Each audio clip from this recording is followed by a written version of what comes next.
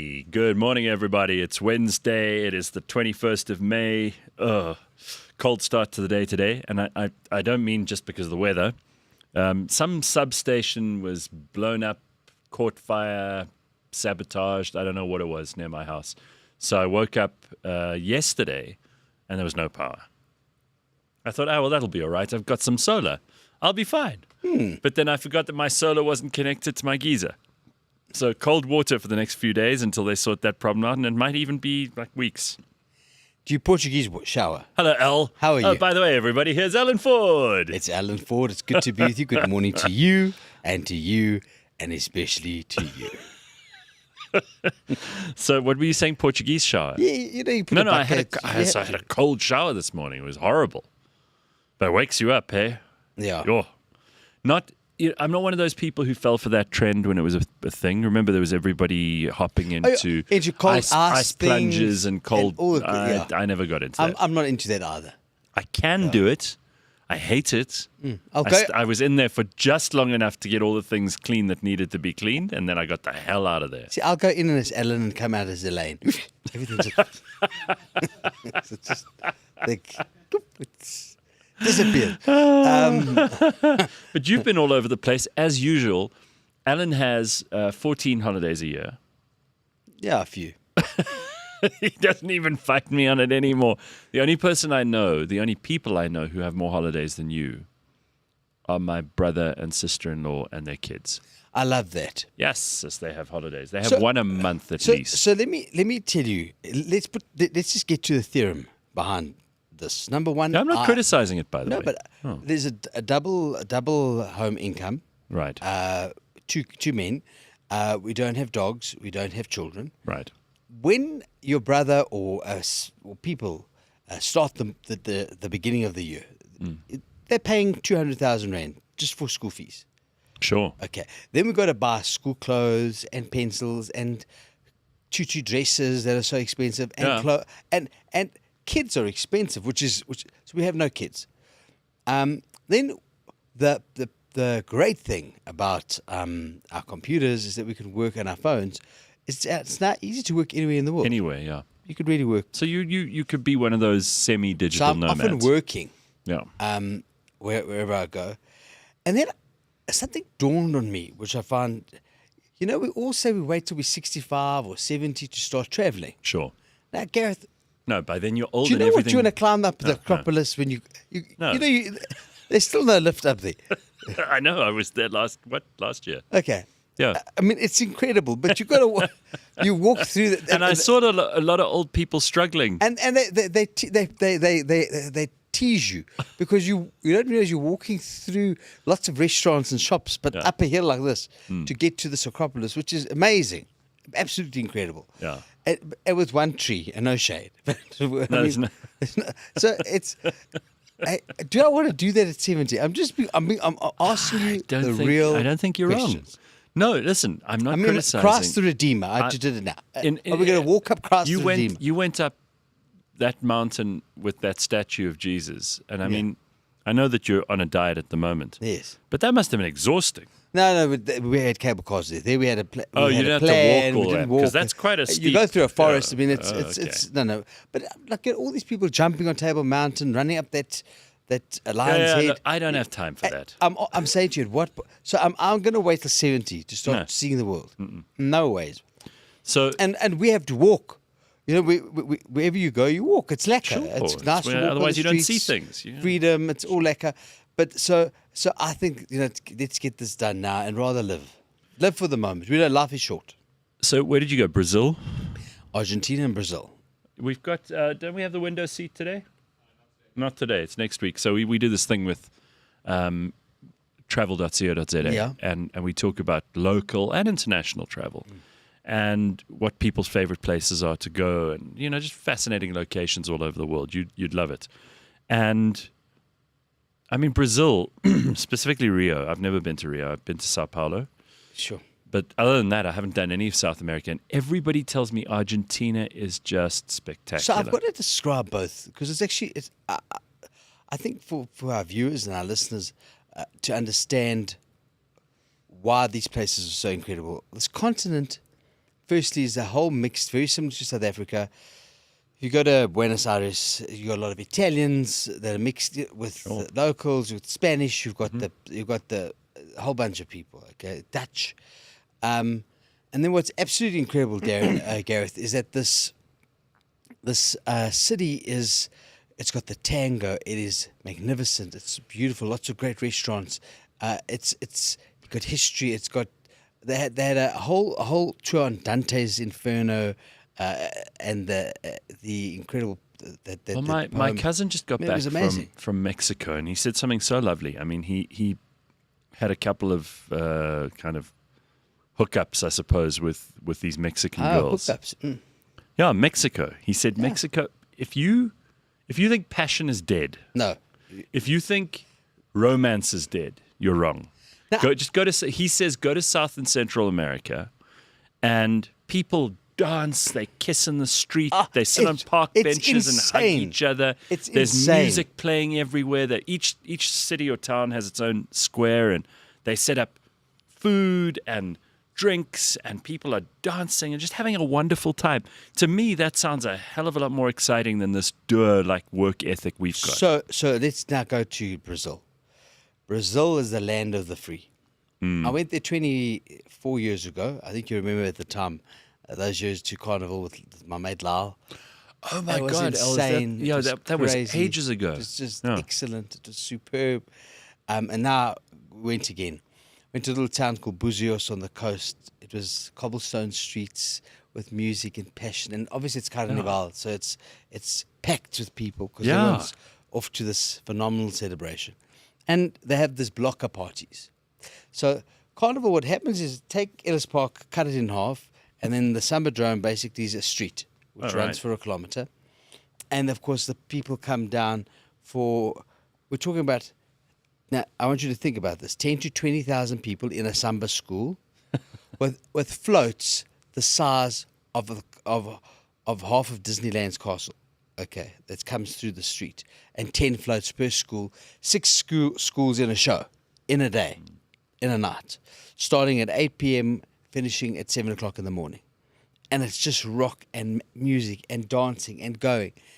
I have never experience something like that, okay? And I'm sober this time, so now I'm going to the biggest party in the world sober and watching this. Last time I don't remember too clearly, but this time I remembered everything. And it is just incredible.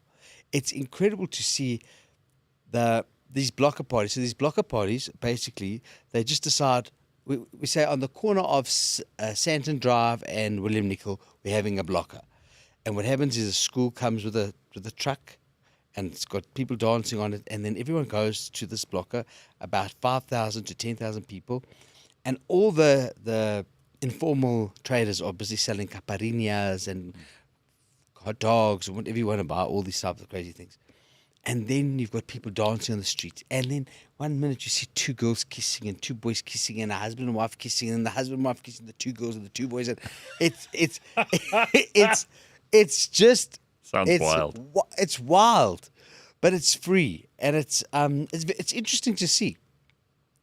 And here's the secret: it's beautiful. It's the banking system's a third world, so you can't use your Uber sometimes, but it's the same price as South Africa. So now you went to Greece last year, right? Yeah. So did I. So here's the thing: you go to Greece. It used to cost us €50 in Mykonos to go from the hotel to the beach, and €50 back. That's $1,000. Yeah. There it costs you 90 rand to get to do what you got to do. It's South African prices. Yeah, that's good. That's good value. And SAA flies directly, and I'm not punting the airline for any reason, but it flies directly to São Paulo. Yeah. So why wouldn't we consider, instead of going north, just and costing yourself 20 times what it? Yeah. Exactly. So it is a wonderful, beautiful, and that's just the start. I can't wait. So next year, now we're booked already, now we plan. 4? We don't know yet, but there'll definitely be Rio, because it's just wild. It's making the people. You know, Gareth, when you're sitting, and you walk, someone walks past you, girl or guy, and you go, oh my God, that's a 9 out of 10. It's Yeah. a 10 out of 10. No, I mean, your I mean, eyes the are Brazilians have a you reputation have for being. never seen their bodies Really? and beauty, and it's magnificent. Now hold a second. Do you know that by day 5, the 10 out of 10s are like, ugh, this is boring, and then you're looking for 15 out of 10s, and then you come across like 20, 15 out of 10s, and then you look at like Do you think we're an ugly country by comparison? we're beautiful. We're beautiful here. We're actually really great, but we're like No, I sevens. mean people. We're 7s and 8s. We're 7s and 8s. Oh, okay, really? Those are 10s and 12s Okay, out of right. 10. Yeah, I okay, got you. that's we took. I've travelled this world. I've never seen people like this. Hot. Everybody's got a tanga on. I'm not the guys, the girls. Everyone on the beach, the bums, the asses. So I almost became Dirk straight. Kutsia says Argentina's a great country, friendly people, amazing place, and cheap enough. He's right. And then people saying you are gay in the comments. Yes, but obviously we've spoken about this many times before. You what? You know the meme with you are gay. Why are you gay? Why are you gay? Yeah, him. Right. Obviously, we would be hugging and kissing if our economy did a total 180. That Argentinian economy has been very interesting because it's always doing insane things. Yeah. That's They've got a great president now, now. Javier Milei. Yeah. Yeah, so they've got a great. But you never know. Next week the coup comes again. They have a coup every week. But we're not here. We're not going there for a political discussion. No, sure. You know, we're going there to have But you fun. want the place to not be a total shit show. No, of course not. But there are sometimes shit shows. Yeah. But that's sometimes the best places to go and have fun. Not Gaza, but I mean, do you understand? You know. But no, I'm not making light of that. I'm just saying, do you understand what I mean? Oh, you're not going to go on holiday to Gaza? Not yet. When he puts these Trump towers, I don't You're know. not going to go to Gaza? No, but you Oh, catch me. by the way, speaking of which, today's the big day. It is the big day. Today's the day that our president goes to the headmaster's office and has to explain himself. So it's going to be lots of fun. Apparently, Marco Rubio's in tow, and Cyril's taking a big delegation of, I think, 4 ministers. And Johan Rupert's with he's him. got Johan Rupert coming, Ernie Els, because he's trying to schmooze Trump, because Ernie Els is a golfer. So can Johan I- Rupert loves golf. Trump loves golf. I mean, you talk about golf. Golf is the greatest. Let's talk. I think it's billionaires talking to billionaires. I think your language changes. You learn a new language. Yeah. It's a new Yeah, vibe. I'm sure there is. It's a new. So it's not us plebes talking. It's billionaires now talking to billionaires, and I think that makes it a bit of a difference because these are all a bunch of billionaires who can actually have a conversation and say, okay, listen, we now control our countries. We're all billionaires. It's a billionaires club, and they can actually start to talk to one another. So, but I heard your comments about refugee status and all that stuff. I was looking at that those people that landed in the United States from South Africa. I'm telling you, I shot an insert in Sasolburg, and I'm sure one of the guys was the car guard. I remember him. I'm telling you, that guy was the car guard from Sasolburg. It's amazing to me. There are lots of car guards in Sasolburg. But I'm going to tell you, those people on that airplane were most certainly not hard-working farmers that were... No, had probably the land. not. Of course not. Probably not. But you know how you know you're a refugee? If you think you're a refugee. Once you have given up and you think that the country that you're in is not a good place for you and your children to be, and you decide to go somewhere else and somewhere else will accept you, guess what you're called? A refugee. But if we're looking at a lot of South Africans, so we've got expats all over the world. There are plenty of people watching right now. And we've got them in Australia, Yeah. and we've got them in the UK and in America and South America, Germany, Sure. Dutch, in the Netherlands, everywhere. Firstly, a lot of the time, the guys have gone there because they've worked, they've got brains. They've gone because for work opportunities, for different opportunities, they get great jobs. And let's not kid ourselves. and because they do want better They've things. seen that it would be better for them For their in kids. terms of their starting their business, their children, whatever. Or they've survived some horrible family tragedy here. That happens too. That has happened. But they've gone there with some sense. They go with money. Sure. Or a little bit of money. They don't just do the Great Tsek. What's it? that what you're calling it? The Great Tsek.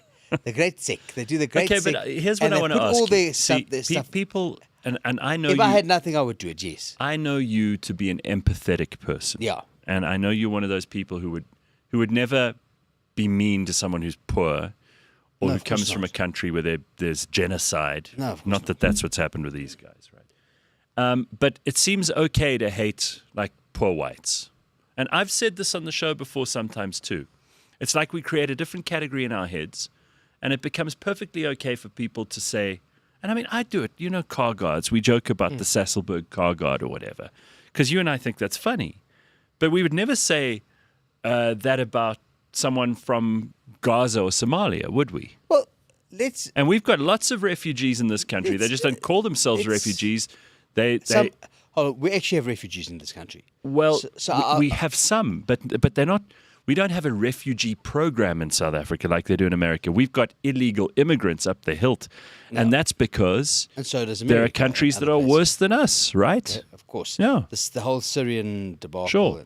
But I do need to understand why so many people are so hit up about these. It's less than 50 people as far as I 49 can tell. people, Right, 49 people.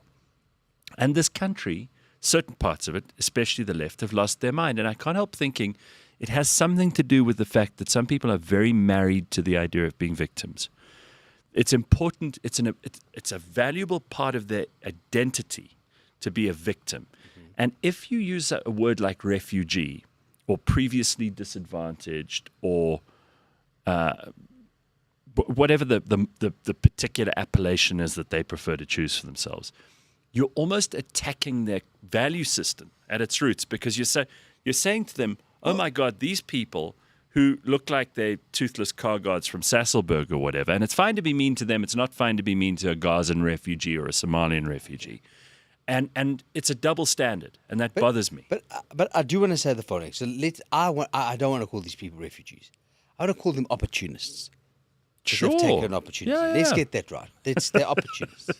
So these are great All right. opportunists. Yeah. So this is the Great Tsek of opportunists. Okay. But I mean, which is fun. Okay, Which but I see serious think news cool, organizations.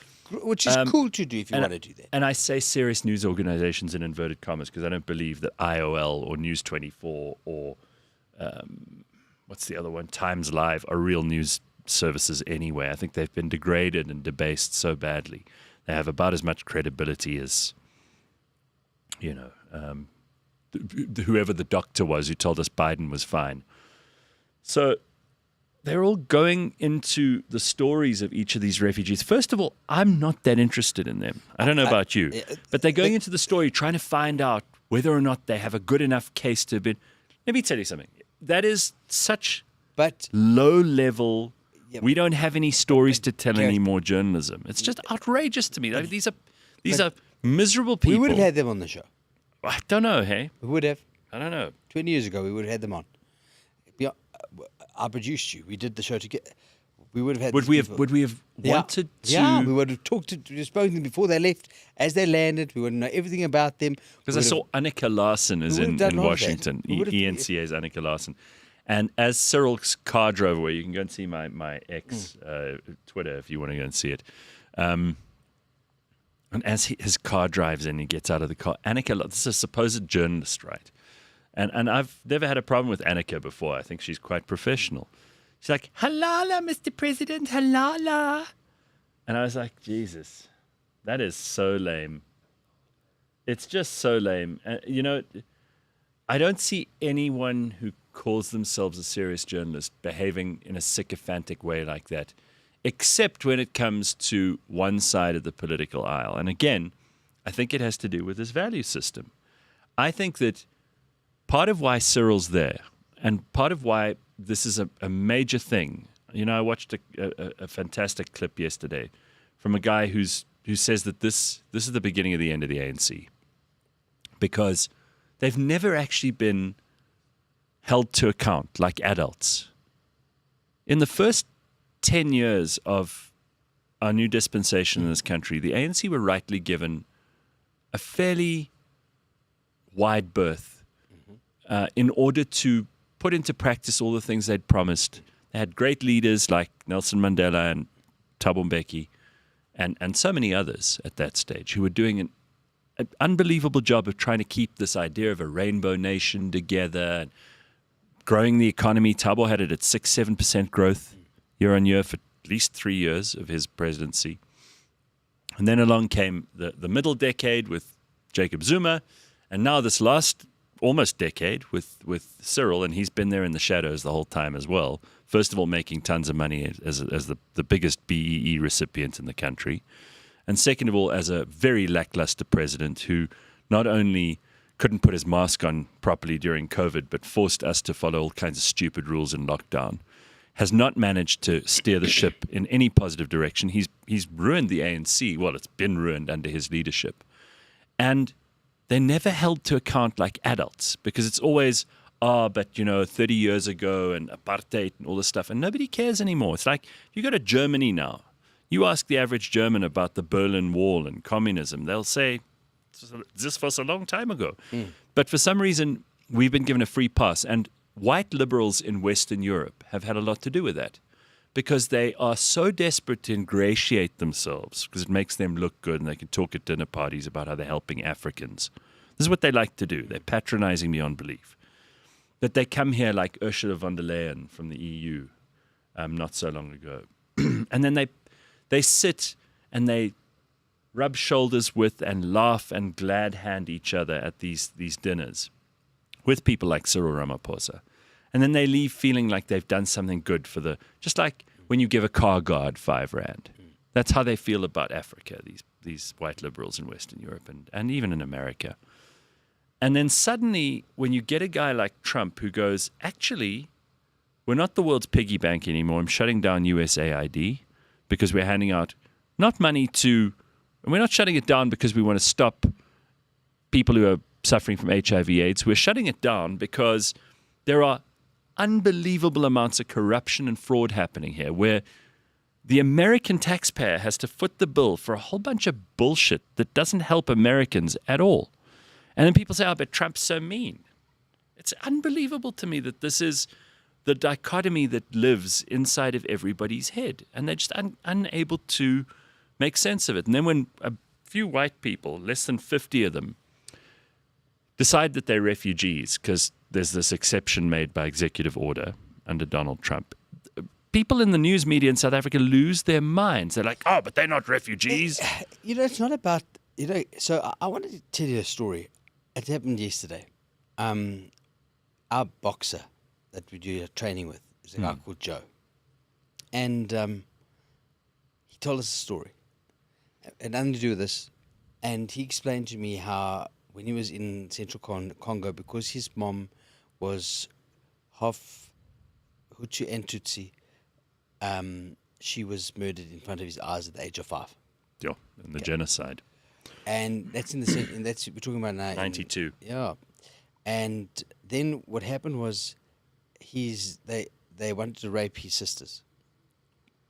And his dad paid it. This is the story I'm being told last night. His dad paid them some money, and they said, if you don't have the balance by the next day, this is what's going to happen. So his mom is dead. So there's this boy, 5 years old, and there's his mother that's passed. He's been killed in front of him, murdered. Okay, and all of a sudden they then got into a car and managed to hop the border into Zambia. And then he landed up in South Africa, and he became a great boxer. He's won a few titles, and he's a champion of a human being. That, to me, I consider a refugee. They had to flee because, the Gazans are refugees. There's been. So I'm worried. I'm worried that we've taken this word refugee and given it to these opportunists, okay, and good on them on taking the opportunity, because why not? If someone said to me, "Hey, Alan, I'm going to give you a passport where you can get yourself some, you don't have to go stand in the line waiting for visas." Sure, Trump's giving out this gold card status, which he wants to do all over the world, where if you pay, I think it's $5 or $6 million, you can become a citizen. Yeah. And it goes straight into the treasury. We're there in Portugal, you buy land, it's all over the place. Okay, great. So we've got all that type of stuff happening. So all of a sudden, so why would you say no if that's what if you, And if you've got nothing, if you have I mean, nothing. if you have 100%. and again, I agree with you from the point of view that if you have a huge commercial farm and you're a successful course. farmer and you're tremendously well off and you really know what you're doing, why would you give that up to go and And Gareth, we know that there are people that the farm murders are a disgrace. Yeah. And we know that's It's a real horrific. thing. Okay, so that's and we know that there are politicians running around chanting "kill the boer," and we know that there's that's stupid shocking. legislation like BE, which benefits nobody but the top ANC people. so It's hurtful to the whole country. This is not just for we're not white disagreeing with Afrikaners, you. But we're saying that the 49 people that went there are not refugees. But who cares about the definition of refugees? Yeah, you're a but- refugee if you're seeking refuge from the place that you come from because you don't Because want you- to because- live there anymore and because you think you're unsafe. Those people think that. Lived experience, this crap that leftists always tell you, that's their lived experience. Well, that's cool to say that, but I mean, to be honest, I with think you, it's nonsense. I think it's opportunists. No, look, Let's do it. I think And go refugee. with- go with if it. I were running country X and there was a person coming in from country Y Offering and they me were a some stuff. refugee, I'd say, sorry, gates closed. Our country's full. I'm here to look after the people of my country. You're not getting in. So I'm not a fan of refugees in the first place, and I wouldn't be able to run the UN. But What I is it called? do- What is the United Nations Yeah, seriously, it's Commission for Refugees or Correct. something? I'd be the worst person to run that. Yeah, because everyone would just be thrown But into the these sea. guys But- consider themselves that. But I'll end on this point, that what I do think Donald Trump thought he might be getting is I thought he might be getting, because I do believe what happened with Robert Mugabe, those were refugees. Those farmers, okay, that was a refugee. Those were people that the cattle was slaughtered, their tobacco farms were half burnt. I mean, if you remember, we go back to how we did those stories back 20 years ago. No, sure. Okay. Well documented. And those guys, so they would have brought a wealth of experience to the to. So I think Donald Trump thought to himself, "Hold on, we're going to get a wealth of experience here with these guys." Meantime, these people have never even seen the light of a farmer in their life. The only thing they're going to get is to be able to say, "Reverse the tractor." Yeah, look, someone here says, Bitcoin Bot says, Alan will eat his own words. You would also take the first flight out if you were under threat. Okay, so then Threat where? So, okay. It's where we're under Let's just go threat. back to that Come on. because it relates to something Majele says here. There is genocide because of a song. What happened to free speech? So, okay. Usually when you say you're going to kill a group of people, which is precisely what that song says, just literally, you don't have to be figurative about it and say, oh, well, it's a great struggle anthem and blah, blah, blah. So you're going to kill people. Remember, genocide is not an event. It's a process. And I don't think that there's a genocide going on here. In fact, everybody who is throwing around the word genocide are the people on the left and in the international community who don't believe that these guys are refugees. No one who is on their side is saying the word genocide. It's not something which people believe is happening. Trump said it, remember? And I don't think Trump's misinformed, El. I don't think he's sitting there in the White House blissfully unaware of what's going on in the world. He's got the most unbelievable security and information network in all of human history at his disposal. Hundreds of thousands of information gathering units all over the world. Yeah. They've got the best technology I available this to dude man. said others. You think he doesn't know what's going on? I think he's You think he cooked. needs News 24 to figure out how No, South I Africa think works? I think he's cooked. But that's You think another- he's cooked? That's another story for another day.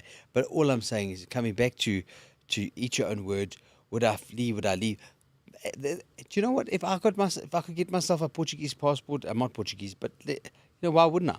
Because I don't stand If in line these to get farmers were black, But- would it even have made headlines? Yeah, it would have made headlines under these circumstances. Yes, You think so? and yeah, Because and- of course, there are black and they're farm black murders. Afrikaans farmers, by the way. Of course, there are. So they could maybe go. It's a very small subset of a But subset. they could go. But yeah. And there are lots of But coloured I'm farmers. just wondering why it is a particular kind of howl that we're hearing from one side, because it's sort of like a mask off moment.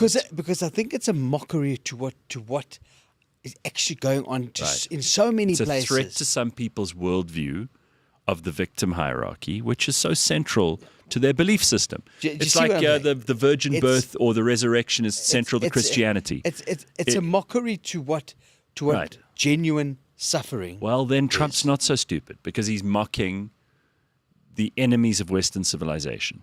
In which case, but you understand what I'm saying? In which case, those 49 people don't mean anything to him either, and they need to know that. And I'm not particularly fussed about them either way, but it is interesting to watch the reaction.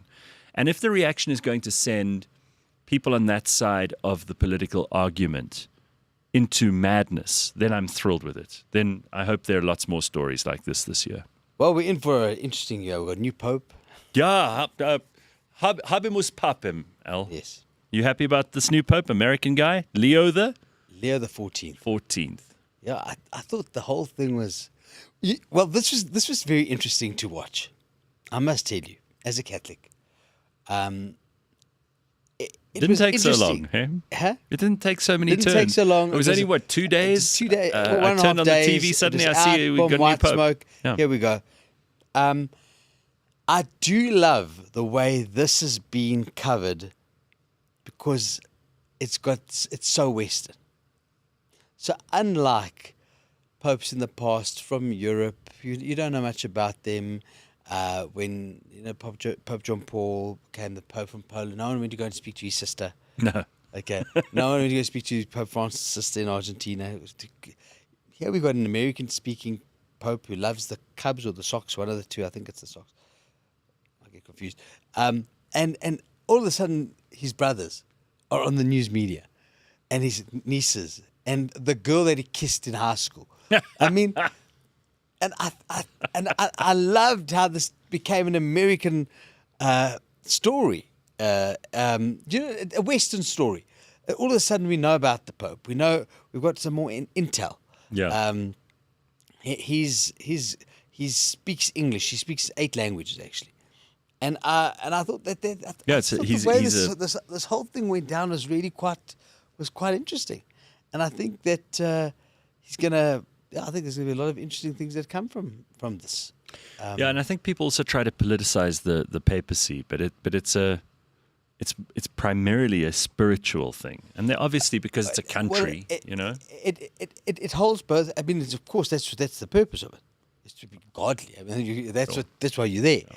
I mean, but I think it's been fascinating. Well, apparently they were also going through his tweets and all kinds of things. Yeah, I mean, when did a Pope have tweets before? Tweets, before they became Pope. And what he said about Vance and about Trump and what he said about it's fascinating because he spoke out as a cardinal when asked about certain things. But I think we're into a very interesting age because I think we've got a very modern person. So we are in the 25th. I know you're very pro South Africa. So there are 2 things that we've also got to celebrate this with 3 things actually. So first of all, we did very well at the African Cup of Nations. Is that right, James? Yeah, gold medals. I do have to ask this though. We'll get to the other 2 things we did really well in a second. Why is Danny Jordan still a thing? Why is Danny Jordan still a thing? I mean this with. All the charity I can muster. He stands there. He comes through at the airport like he's a celebrity. He's got his sunglasses on. All the players who are the actual celebrities seem to be enthralled to him. I don't know if he actually pays them directly with brown envelopes. He's got sunglasses on. No one else has sunglasses on. It's fascinating. He's been accused of all kinds of hideous behavior with women and corruption, and yet he's still there. But isn't it? He's like a blue tick on a dog's ass. When do we take our leave? I think it's time for him to go. Do you understand? It's time to take your leave. You've done very well, Danny. You've made a lot of money. It's time to take your leave. You've got a lot of attention for being a sleazy football boss. Just get out now. It's time for you to go. No, maybe it's enough. Anyway, well done to our team because they did very well. The other 2 things are we won the world's strongest man competition. That was great. Did you see this guy? Afrikaners. Massive guy. Massive. He pulls fucking trucks. These are all the Afrikaners. And we won a gold medal at the Chelsea Flower Show. And how beautiful. So, I mean, what a contrast, right? Yeah. From the world's strongest man who can pull like a cruise liner, and then on the other side, a guy who makes a nice card. He goes, I'm as happy as a sunflower and gay. Yes. So So I think that's cool. I think those are three cool things. Yeah. And also, we're celebrating some other great things this week. We've got SA Style Awards. Oh, you're big on this. Didn't you host it last I'm year? hosting it again You're this year hosting it again. with Vanessa Carrera. Very good. Petrulis. Love Vanessa. We love Vanessa. She's got a great. She's another brave, wonderful South African. You know? Yeah, she's incredible. Been through a rough time. Lost her husband with 4 kids. Yeah. In COVID, he was young. Chris Petrulis, a friend of ours. Gareth, Yeah, of course. you know him well. He was like the rest him. man. Yeah. And he was the man. But you know what she did? She went and she went and did she's a pastry chef. Oh. So she started a business called Like Home, and she cooks in her kitchen and she does these online things, and so I'm so honoured to be hosting with her, and so we're going to honour some great South Africans, and you know the Style Awards is great because I've Where been do you do it? involved for 20 odd years, Gareth, and I'll tell you why I find. No, where do you do it? So it's held at the Southern Sun in Hyde Park on the deck. So it starts in the Hyde Park shopping centre, so people can come and view all the people, red carpet, the whole vibe. A little bit like the Met. It's not 100%, but it's like South Africa's our very own little Met. But the whole process of the Style Awards is to go and award people who are innovators and people that have Do you really. get nervous about what to wear yourself because it's the Style Awards, you're hosting it. It's you not can't about look what you dress. So it's not a fashion competition. It's about innovation in your category. So what are you wearing? A black tie. I wear black tie, you know. I wear a black tie. Keep it simple. Keep yeah. it simple. Keep it slim. You know what I'm trying to say? Keep it simple. Keep it slim. And so it's happening. Nice prizes for the winners, and it's a lovely competition to acknowledge innovation in South Africa in various industries. For example, who is going to be the icon this year is Connie Ferguson, and a phenomenal trend setter and trend leader in the film acting Actor, industry. producer. You know, Sure. she's a legend. Last year we had Dr. John Carney. Right. The year before, Sibahat Six Mabuza. All people who've been around since These are the people 70s. but they've done some really great things. Sure. And I'm glad they're honoured. So we're honouring South Africa. People who've done well in business, in media, in innovation, in the next big thing, which looks trendsetters. So it's top couples. It's a great event. Dirk in the comments has just reminded me, the guy who was the strongest man in the world, Rayno Nell. He's from Uppington. Oh. The Northern Cape. Yeah. A province that is so often forgotten. He played rugby for the Cheetahs? Okay. Well, there we go. I didn't know.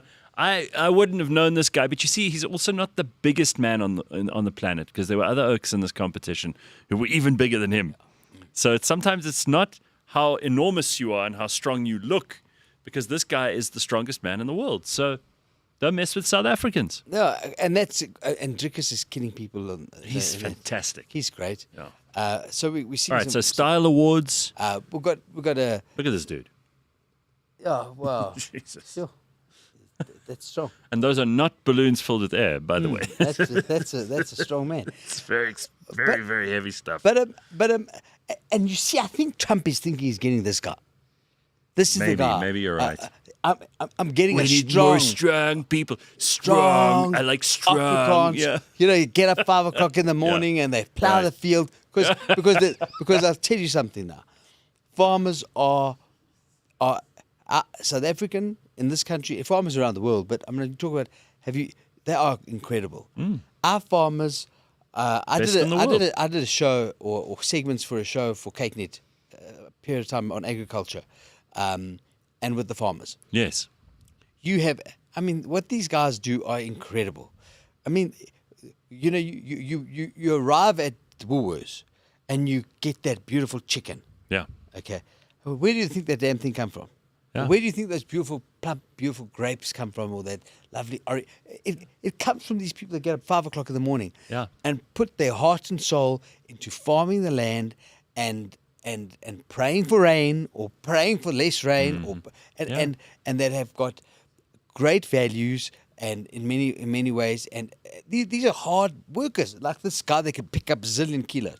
Now, hold on, I asked the question. That's what Trump thinks he's getting. Maybe. He thinks he's getting that guy. He thinks he's getting Mr. Nell. Meanwhile, he's getting a car Meantime, guy he's from getting, Sasolburg. I don't know, he's getting some dude that's got no teeth, a toothless wonder. But do you understand that? Yeah. So I really heads off to the guys that are doing well in South Africa. And, I've got to give it to them.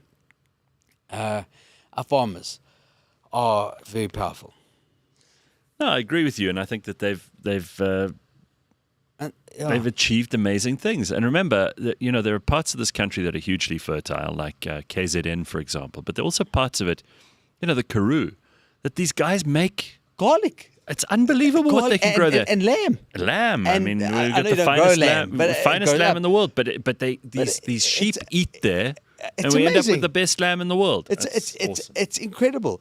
And so, there's lots of interesting things that are going to be happening. And if Elon Musk brings that project here, we're going to have that. Well, I saw which something. province would you put it in? I saw something funny. Well, we need it all over. They're talking about how. That Northern Cape there's nothing going on there. No, there's nothing there. There are only about 10 people. We should put it there. What for? For those 10 people? Lots. There was a story in the news yesterday about how this is kind of one of the aces in the deck of cards that Cyril's got. He's going to offer some special deal to Elon. First of all, I don't think that guy's particularly interested in a special deal. It's not like he's after the money. I think he's got a problem with what he sees as unfairness, because I watched an interview with him yesterday, and he doesn't let the journalists get away with nonsense. This woman says to him, I've heard that they're going to offer you a special exception, so you don't have to comply with the BEE legislation and the fact that you need 30% black ownership to start a company in South Africa, and they'll make an exception for you. And he said, do you think that's right? And the woman's, well, don't worry about what I think. He's like, no, but do you think it's right? So this I don't think you could bribe him. You know, He's got more money than most countries do. Well, he's got close to $400 million. He doesn't care if there are 250,000 South Africans going to use Starlink or one. But I do. But now, what is interesting? Have you been watching these things? Are they're no friend? Him and Trump are not friends anymore. Oh, please! This is nonsense. But I'm telling you now that the billionaires have another language. Yeah, they do. Let's just leave it at that. Let's understand that when you got your own planes, and your own trains, and your own ships and yachts, and you've got whatever you've got. Would you want to be that rich? Yes. That was a quick answer. Yeah. No, why not? You'd want to be that rich. And what would you do with your money if you were that rich? Because you see them all trying to influence politics. I mean, here's Elon, who gives up running his companies to go and take a government job effectively. And lose. I wouldn't do that. Would you? And look what happened to his company. In the matter of 100 days, that company started crashing. People were Bette Midler was burning a Tesla. I mean, it's yeah, well, Bette Midler's talk about a nutcase. I'm just giving it. She didn't burn it; she sold it. But it's she is a complete raving lunatic. She's a chocolate fireplace. That woman. But tell me, great. What would you do? If you were suddenly a multi-billionaire. Billionaire. Yeah. Like money's never an object again. What would you do? Gareth, Because you already go on holidays. So I go. But I mean, what would you do? What would I do? You see. Here's the thing about a holiday. You go, and you get bored. You want to get back to your routine. Eh? Routine's important. So you can't be on holiday all the time. I don't like holidays. So if I got given $1 billion, what am I going to do? Just go on holiday to holiday to holiday? No, that would be. But I would definitely. I'd buy a few fun things. Do you know what I'd love to do? I'd love to get people out of trouble that I know that they're in. So like family and friends. You mean people in financial trouble or in law trouble? No. Financial. I'd love to see like everybody that I know just very happy. You know, here's 2 million to everybody. That's a good goal. So Tabo says in the comments, Elon wants power and money. Do you not think that a lot of these billionaires... Everybody wants a lot of power. Listen, let's face it. Let's get to this. You don't have to be a billionaire. You don't. People that are listening to the show right now, that are going on their way to the office, they want power and money. Let's be honest. Yeah. When you go to university, you want to get your degree, You want to become the best doctor. You want money to buy the nice things. Everyone wants power and money. Okay, majority of people. There are very few people, even the Pope, maybe to some extent. I'm not saying he wants money. You wouldn't. But you become a cardinal and you go into that election hoping that you're going to become the Pope. Sure. I mean, that's power, isn't it? Okay, and of course there's the spiritual side to it. We're not taking that away from. But I'm saying the natural human being wants to have some sense of I have worth, power, I have, and money creates that as well. Reputation, respect. So why being written into history. Why wouldn't they want power and money? Yeah. Everybody wants it. There are very few, and people say they don't want power and money. They're lying, or they are really and truly Mother Teresa's, and they just want to, do good. Magella says, according to Gareth, rich people cannot be corrupt. Of course they can. We've got a president who is. I think they're the most corrupt. He's a rich guy. Donald Trump has certainly been involved in extremely dodgy dealings. In fact, this plane that he's getting from Qatar, I criticized just last week. Magella, I don't think you're listening to the show very well. Or maybe with one ear, or maybe you're deaf. And there's another piece to that, is that to often become powerful, you have to be smart, and you have to be a multi-manipulator.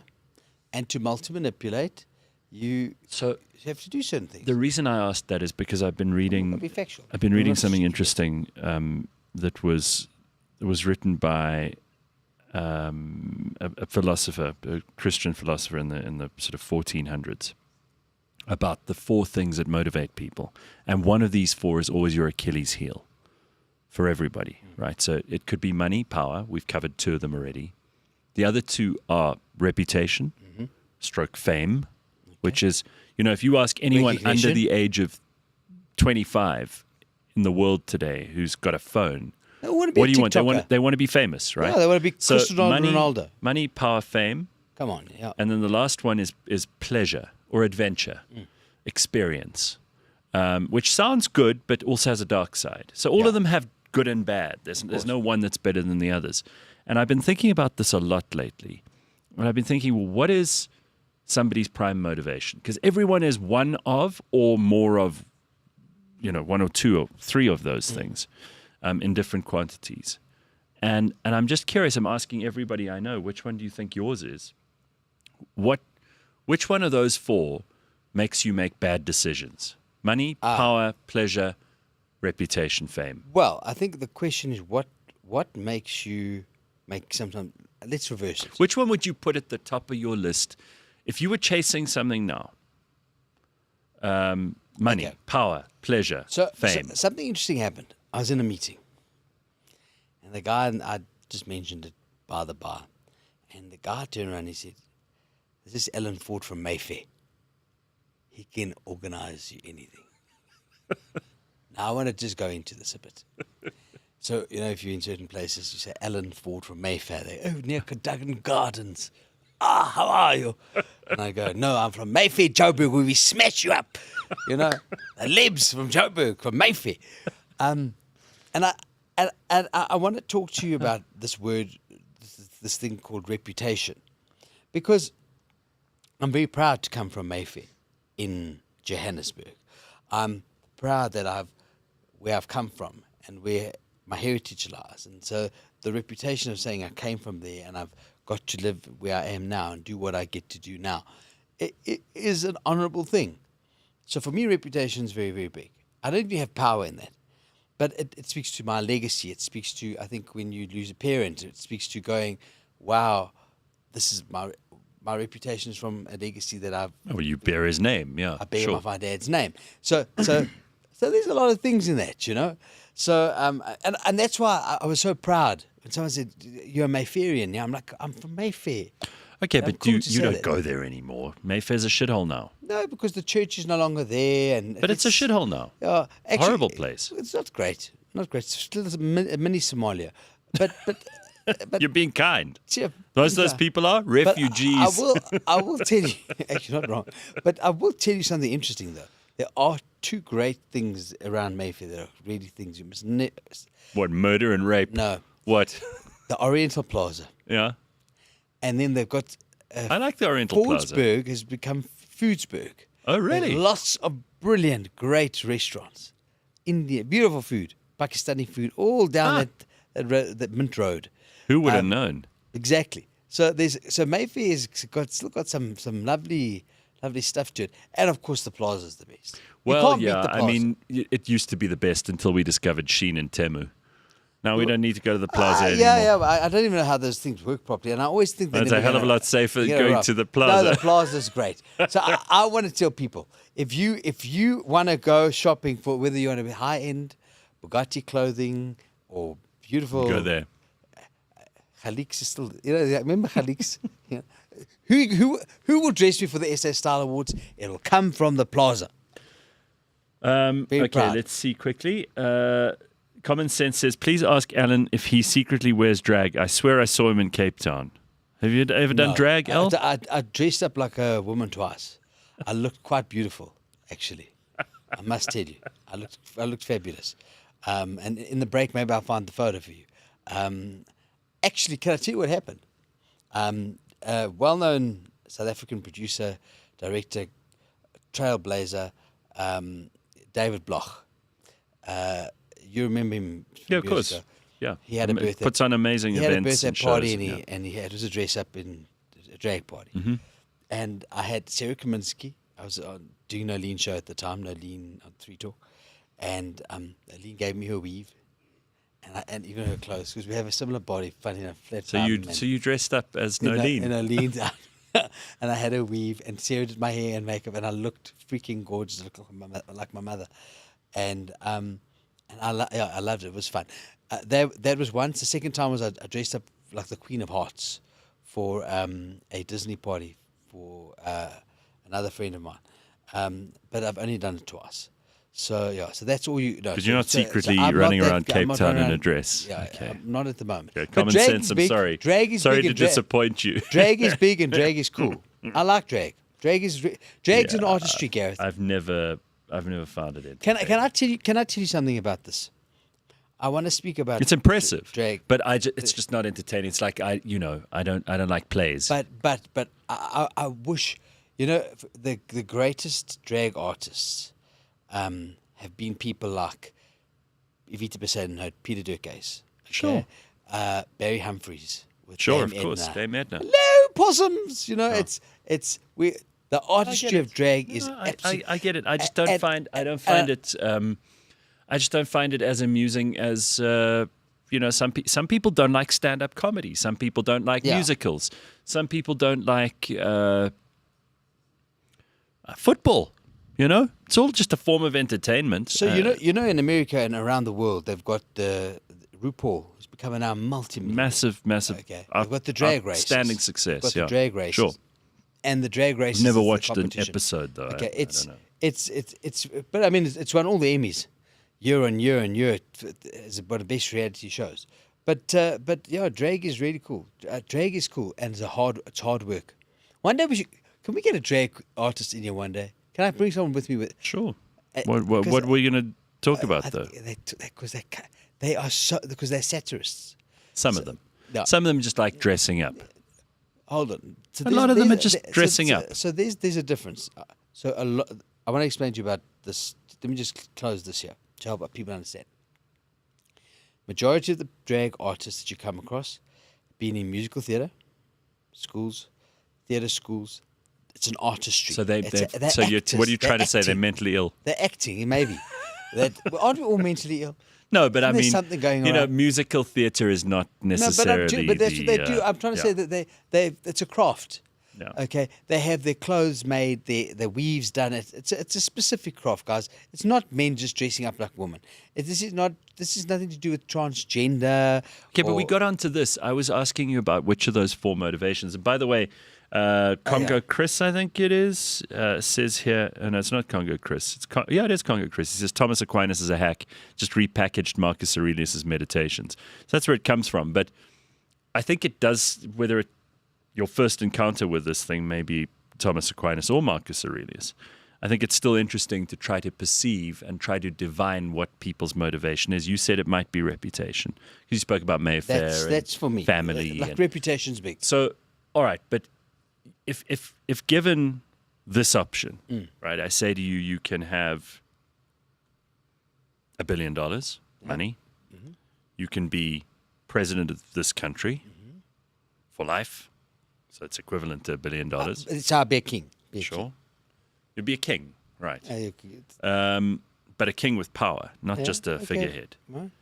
You would have fame. You'd be a famous movie star or actor, singer, dancer, whatever the hell it is that you want. But you'll be well known throughout the world. Mm-hmm.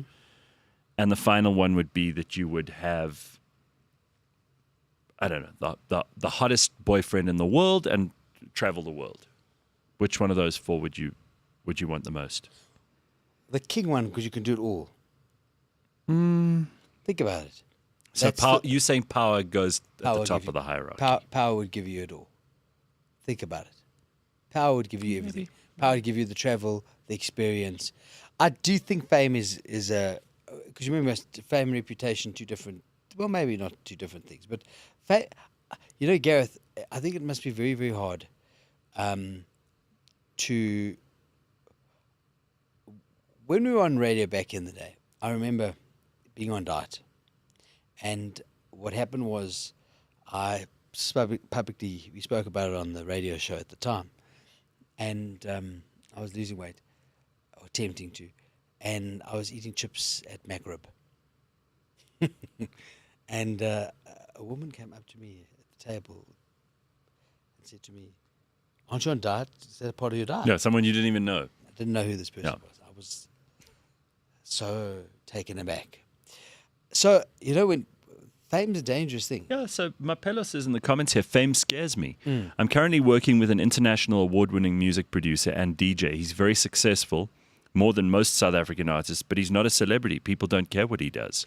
Yeah. So DJs are different because they kind of, you don't know, you won't, if Armin van Buuren walks into the... No, I wouldn't know You who wouldn't know he he was, is. But I'd okay? know who Black Coffee was. Black Coffee's, but that's very South African, but someone in, for example, in London won't know who Black Coffee is. You know, Maybe. Okay, so it's but if Jennifer Lopez walks in, all right, or Harry so that's Styles that's walks proper in, fame. That's Yeah. fame. That's insanity. Michael Jackson couldn't leave his house. I mean, that was lunacy. So that's crazy. That's where you don't have a laugh. Imagine people where the paparazzi used to follow you and the lunacy around that.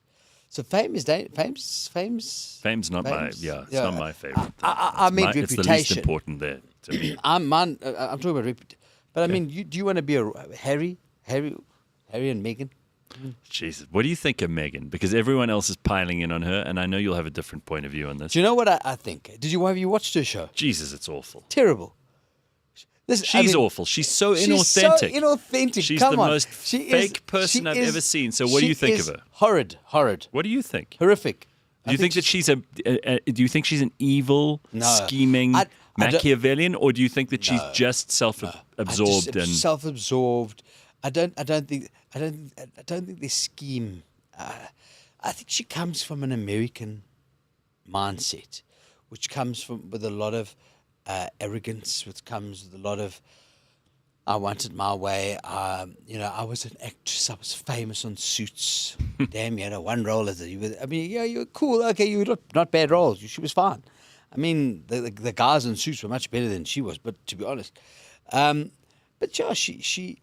What does bother me about her is that she knew the role. He knew the role, and they were very quick to have that fancy wedding. Yeah. And to put on that Queen Victoria's tiara and walk down that expensive dress and to have that, you were very happy to have the royal wedding, right? Yeah. And the royal engagement and all that stuff, okay? And then all of a sudden, So how do you think the relationship works? With what? Her and Harry. Oh no, I think they bonk their brains out.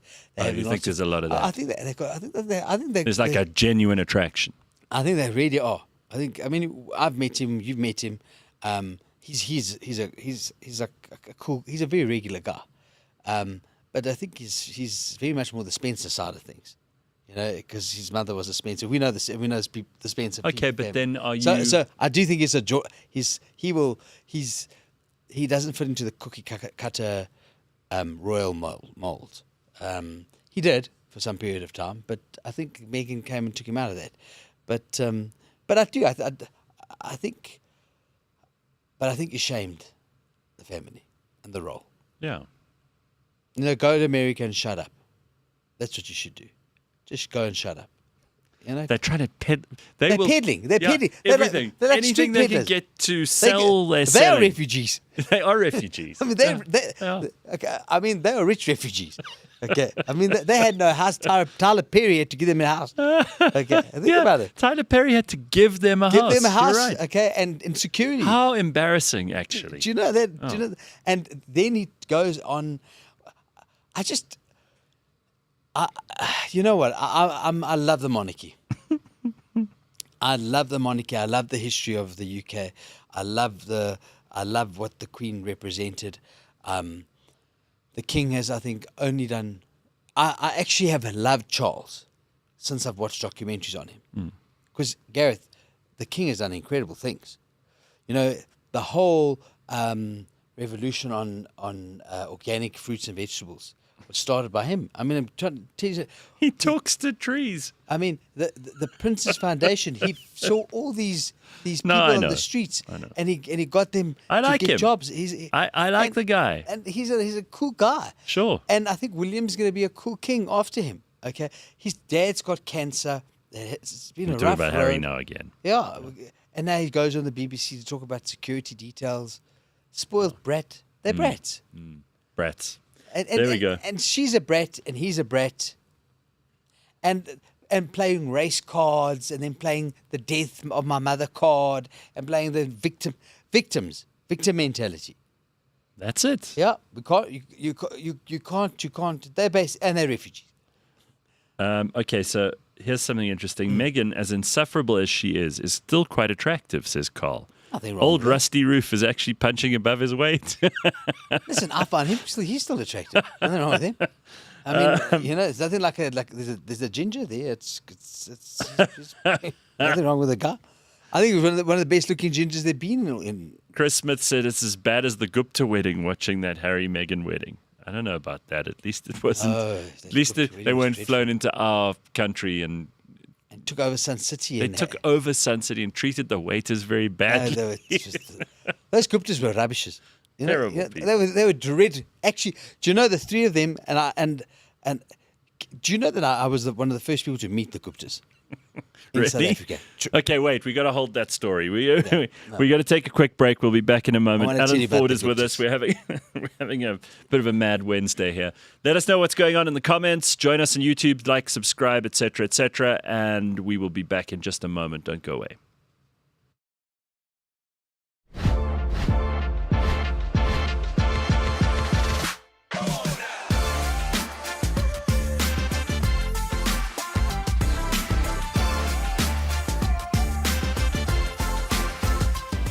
This is an artist who's been in the game, have to be.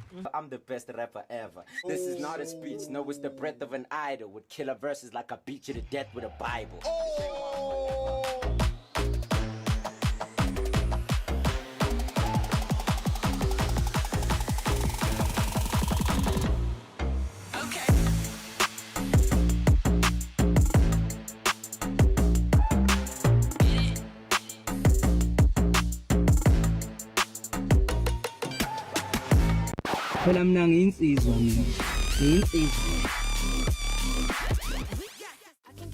Hello, Dumela, Sawabona, how's it? And welcome to another edition of the On the Bounce Show. After many entertaining matches across a variety of tournaments, we are down to the finals, the big kahunas, when it comes to football matches this season. 4 major finals, 8 big teams, all with hopes and dreams, and one special guest to bring it all together. It's ex-professional footballer Dane Clayt, joining the guys in studio to bring us up to speed on what to expect in the upcoming finals this month. Arsenal fans, perhaps catch up with us again next week. It's episode 48. It's trophy time. Let's get into it.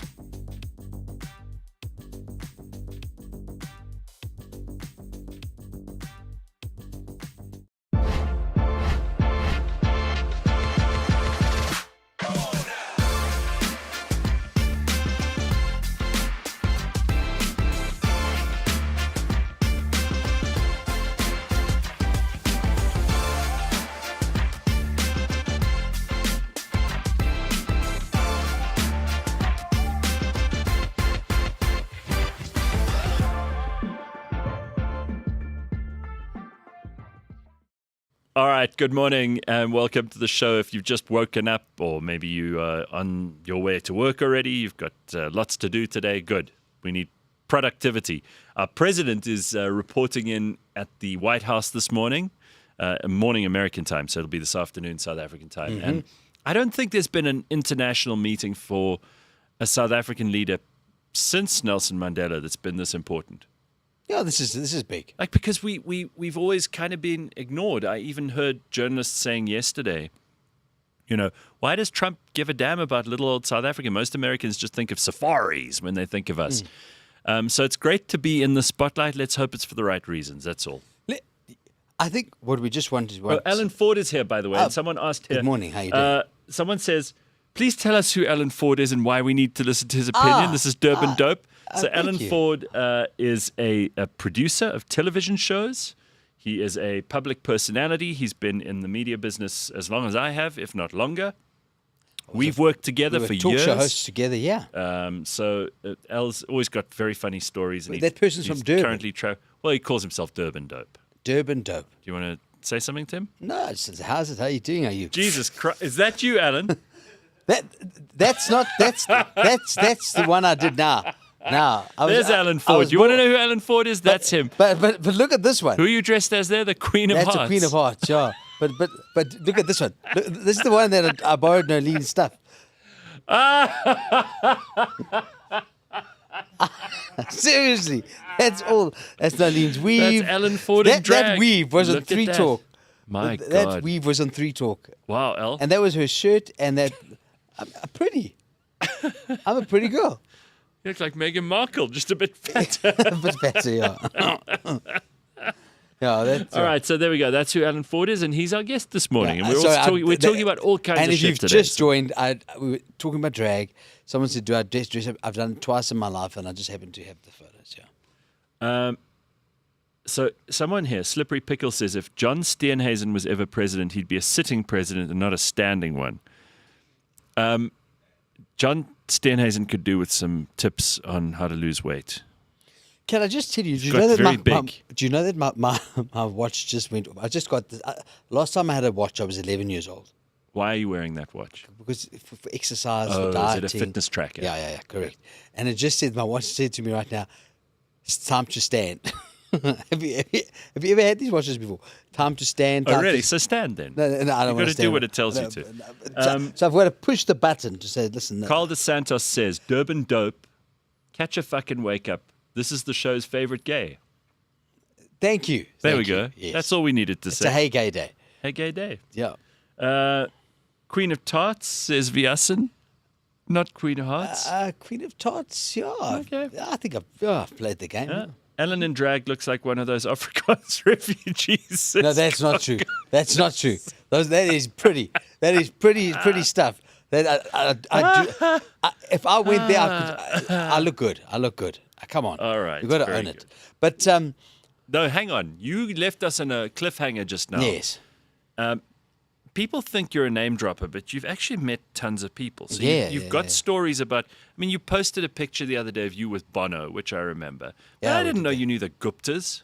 So this is a very interesting story. Okay, and so let me tell you what happens. Tabo says I would do Alan. Just by the way. Oh, Tawa, thanks, bro. All right, carry on. If I didn't have a boyfriend, I'd do you back. All right, go on. Let's move on. Guptas. Okay, so what happened was Guptas arrived in South Africa. They've got Safari computers. Yes. Karishni Naka, mutual friend of ours. Sahara Computers. Sahara Computers. Okay, and they are going to sponsor the one of the I get so confused by Cricket. the crickets. Yeah, is it the T25, T30? I'm so confused. Go back 20 when they first came here. So they rented out a nationwide airplane and got Karishni to invite a whole bunch of us.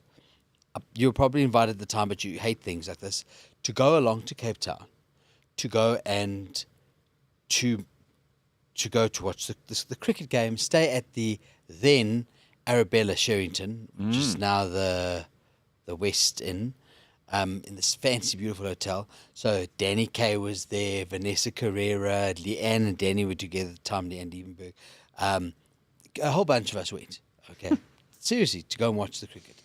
I took my brother along. It was And then they brought Bollywood stars in. Oh, okay. And then what happened was I sat and chatted with the Guptas, and they asked me, and I had a meeting at Did you know who they were?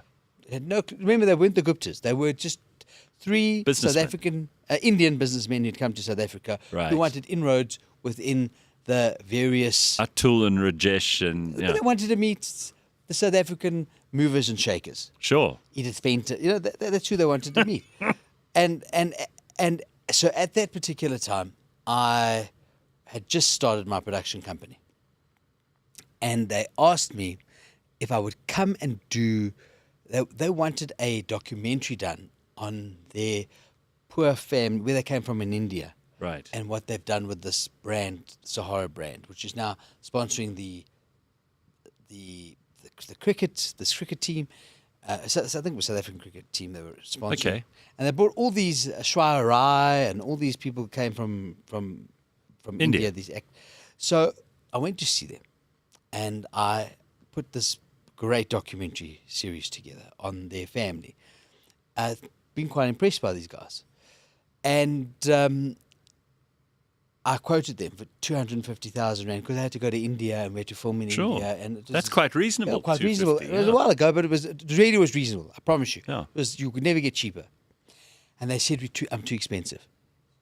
Wow. And They it wanted was to drive like- you down. It huh? was like the gods, okay, or it was like God. It was like saying, just I'm going to literally get this rejection deal is going to come your way, because I think I would have got involved with these people. You and probably I would would have have. been. I could have got caught up in all that Filth. mayhem and filth and that rubbish, because there are a bunch of rubbish. So, El, you were another- rejected by the Guptas because you were too I expensive. was too expensive, and which is quite insulting because they think nowadays what they did, and they paid billions for. Yeah. But yeah. So but they were grob, a lovely Jewish word. They were grob, and they were and they were.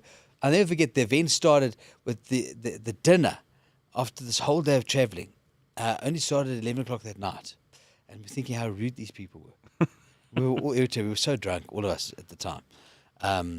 David from Igoli. I don't remember. David Flock.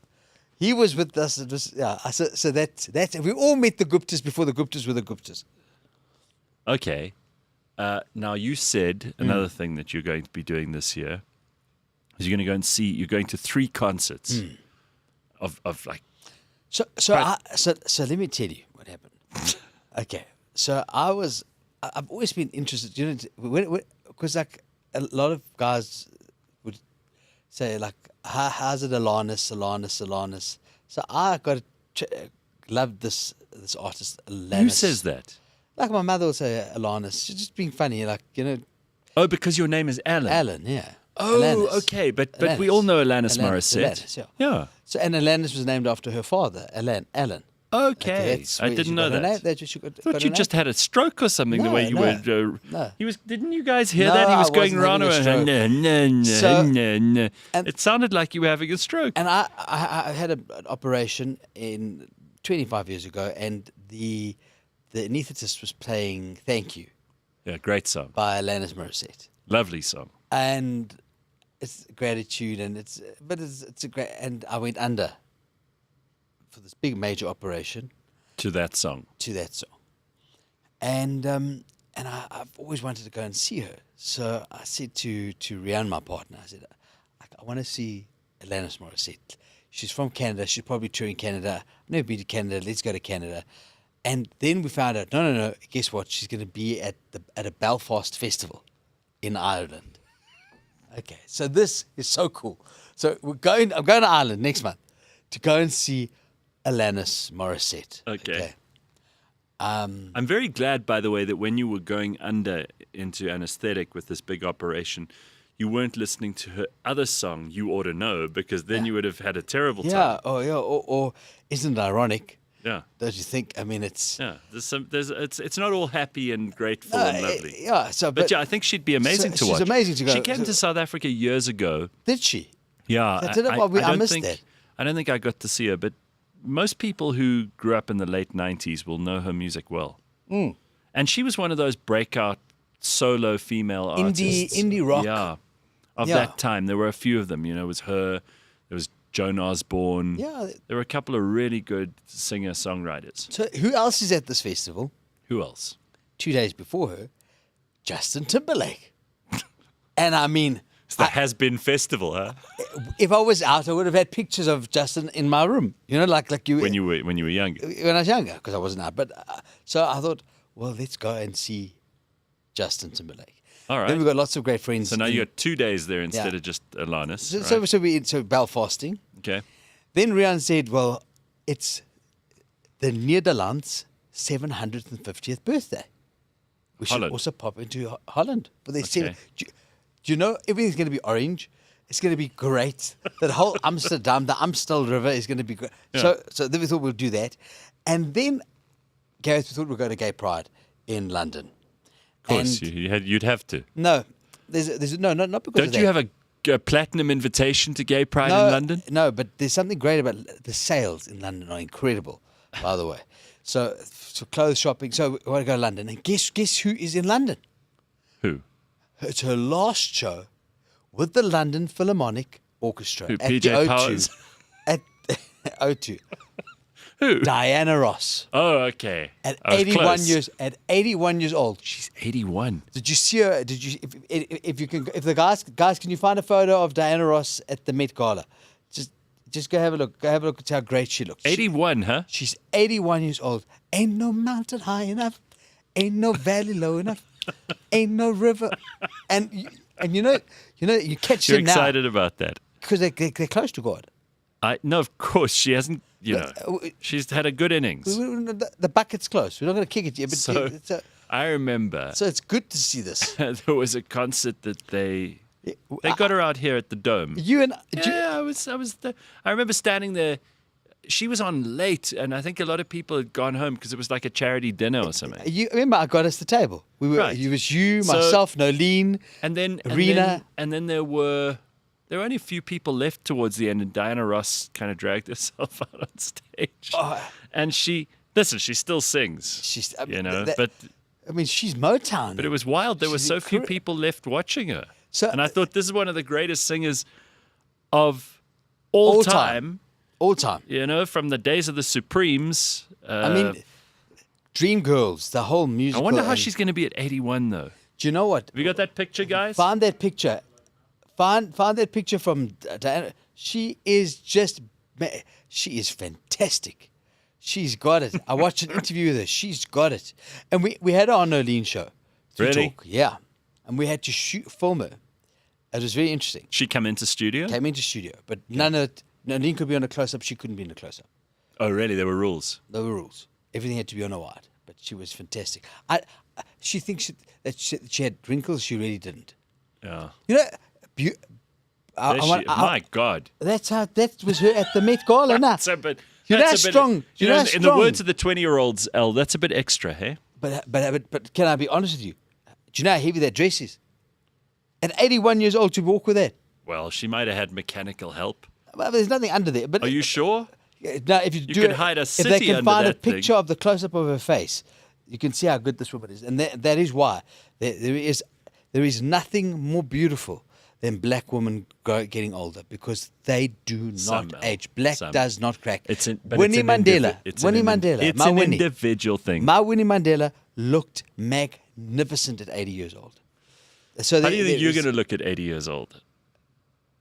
Are you going to ever go for like plastic surgery or No, I don't. hair Do you know what happened? transplants or? Do you know what I did last year? I went for Botox. Oh, you did. Okay. And they put the needles in my whole face. Did this. I looked mean. I looked like I was frowning. Did you look mean? I looked, and I didn't tell anyone. So Did my you brother, lose business because people thought you were brothers- mean? My brother said to me, "Why are you so cross?" I'm like, "I'm not cross." But like the So more you're I'm not doing that smiling, again? the more I'm doing this. You're not doing that again. It's done. No, I'm cool. We're gonna go with the flow. You'll just age gracefully. Listen, I'm 47. I'm looking good. I look great. I'm boxing. I'm losing a bit of weight. No, and I'm weight's just trying been the to story of picture my you life. And boxing. by the way, if you don't know who I am, like Dope from Durban, yes, I've had a weight loss journey. The whole of South Africa kind of followed for so many Yeah, years. yeah. But the fact of the matter Ellen is, was fat before it was cool. yeah, I was big. I was It was fat. before the body positivity movement or any of that shit. Yeah. Right? Yeah, but yeah. So now we're losing weight, and you know what? I want to. I just want to get. I'll just get with it. All right, But I am getting thin at the back of my head. which I'm not Would you liking. change that? I've got the new hairspray. I'm trying things. You're going to try that? I am doing that. Yeah. Just don't do what those old men who don't think anyone can tell do, and they get like That black spray thing. Yeah. No. I'm not stupid. and then it looks like they've spray painted their head. No. Or worse, the ones who get like their head dyed this jet black, but you can tell they're 79 years And it old. was sad because you remember what happened. Because we saw what happened. One day we saw Bill Fenter from Ultron, and he had pitch black hair, and the next day he was grey because he decided. Obviously, his stylist said, "Listen, dude, now it's time to wash it out." Yeah, wash it out. And that's so when you've got to be careful about colouring your hair. If you start colouring, I'm 47. I start colouring now. Okay, I'm going to be stuck with this thing until I'm dead. There's Diana Ross. Take a look. She looked great. I mean, isn't that beautiful? I do think she looks pretty damn good for 81, 81 years old. I just don't know. I've got to ask the question, though. Maybe it goes back to these motivations we were talking about earlier. Why would you do that to yourself? Dress like that. You know, yeah, I just Oh think... no, the Met. No, the Met, but who cares, Al? If I were Diana Ross, she's had this incredible life. She's old as the hills. She should be at home near the fireplace with her slippers on. I think she looks I don't fantastic. get why an 81-year-old would want to go and dress up like that at the Met Gala. I think she looks. For what? I think she looks gorgeous. I must tell you. No, she looks great, It's but- Diana Ross, and now she's doing this world tour. So, I mean, this is I know. the last tour. I don't understand. So, if I had the career that she's had, I'd been exposed to the amount of attention that she's got, I had the money that she's got, I got the life and the stories, I would sit at home and I would just laugh quietly to myself. what did we discuss at the That's beginning? all I did. Those four things: fame, and once you're caught by that fame, it's very hard. You think it still eats at her? It eats it at most of them. All right. It eats Speaking of which, I want to get onto some of these stories in the news because Yeah, I tell want to me hear what's what you going on. think of this. South African cinema chain Ster-Kinekor has quietly closed its Gateway and Bedford Square locations as part of broader struggles linked to the low post-pandemic attendance, streaming competition, and operational issues. Some planned closures were halted. Several sites are operating at limited capacity. New Metro has taken over both closed locations, launching new cinema experiences, including a VIP offering in Bedford View. But I don't know how much leg. I think it's become. I think cinema. Firstly, a movie. The last time I went to see a movie, I went to see Wicked. It was really great. But let me tell you about it. You're paying 150 Rand for the ticket, okay? And then your popcorn and your drink. So you're in for 300 Rand a head. So you got to go family, it's $1,000. And you can go for a very nice dinner for 300 Rand. It's 1,000 Rand for a family to go off to the movies. When I can go and pop my Woolworths popcorn and have my cold drinks and turn on my big screen and watch Netflix and watch Wicked on there. You know what I'm trying to say? And buy it for whatever. So the redundancy is there. We remember back in the day, and I know that Izzy Kirsch has passed away recently, when Prime Media took over Ster-Kinekor. And even then, they said that the reason that the share price, which I think we both had at the time, of Prime Media dropped because the cinema business was failing 25 years ago. So the fact that New Metro has kept that alive, and that Ster-Kinekor was closing down, does not surprise me. That being said, there is nothing better than watching in a big screen like that. So there's still a lot of joy in going off to the cinema to watch something epic, like Dune 2, or I to agree. see something really It's special. Star It's Wars. different. You It's know? an And now experience. you can put your chair back Yeah, and it's you an can sleep experience. and you can Yeah. give us wait to come and bring your things. It's I get it. I see what New Metro have done, and they've made it really great, but it's expensive for families. So would we rather do that, or could we just stay at home and watch it and make it a fun night at home and do that? So yeah, it's sad, but I think it was coming. No surprises. The Department of Basic Education is forming the National Education and Training Council, another body that we're going to have people. So the DA, it's a DA minister. Eh? Yeah, but listen to what's happening. So they're going to review and improve South Africa's education standards, including the controversial matric pass mark. So the minister, Siviwe Gwarube, emphasized that any changes will be evidence-based and internationally benchmarked. They'll address issues like teacher development, curriculum delivery, infrastructure, access to learning materials. Despite clarifying that a 30% average doesn't equate to a matric pass, concerns remain about the quality of education and learner outcomes in the country. I've mentioned a gazillion times on this show how we have the lowest levels of literacy and numeracy on the continent. Fact. Okay, in Africa. Now, do you know where I saw this? When we had call centres. Oh, yeah? And applicants would come with their matrics, and people couldn't write. Literally couldn't write. Couldn't fill in a form. Yeah. And you think, how did this person pass? What have they been doing for 12 years? And they had a matric, and they had a C for English. And they couldn't write. You should have literacy and numeracy sorted out by like grade 2. Basic, this is the letter A, this is how you spell again, cat. You said this earlier, but this is the... You know how I can tell? How I can tell how stupid people are. How? Just go on social media. Oh, yeah, how they write. Yeah. And you see, listen, you don't have an excuse these days. Maybe once before they would have just said you were stupid and put you in the slow class, because we used to have those. Yeah. Remember, every grade at school you kind of had had the that. A class and then the D it class. was the people D that class were was battlers, for, the battling... they struggled. The ADHD Sure, kids. whatever. Some of the ADHD kids were fine. They just got a clap every now and then and paid attention. Yeah. Anyway, Yeah. the point is that you go on social media. These people can't spell basic words, and these days the machine auto completes the word. You don't even have to think. I write quickly. You don't have to look it up. I must tell you, I could be... Listen, I'm not talking about mistakes. Yeah. Happens all the time. Yeah. People make mistakes as a grammar. You could tell that the word that is meant to be then or whatever. That happens to all of us. I understand. You're in a hurry. Sometimes you do these things. Nobody's proofreading and copywriting their tweets unless it's some brand that's paying someone to do that, in which case they never say anything interesting anyway. So you see it a lot, when people write. Sure, but basic spelling is an indicator of your general literacy. It gives you an idea. So we've spoken about this for years. It's the failure of the ANC. Yeah. And one thing that Robert Mugabe got right in Zimbabwe was that he had a good education. Well, he maintained high standards, which is, I think, what they're talking about here. I mean, if you get 30% for something... And I'm not a fan of his, by the way. No, of course, because people are going to attack you for saying that now you're a big... Even though we shared a birthday. You did? Myself... February, 20th. Myself, Robert Mugabe, and Nina Simone. George Washington. You're in good company. Yeah. Okay. So now that we figured that out, in, I know. 30% for anything cannot be considered a pass. If you had a doctor operating on you, would you allow them to touch your body? You knew that the doctor only knew 30% of the material with regard to that specific problem. Would you really get into your stomach? Not a chance.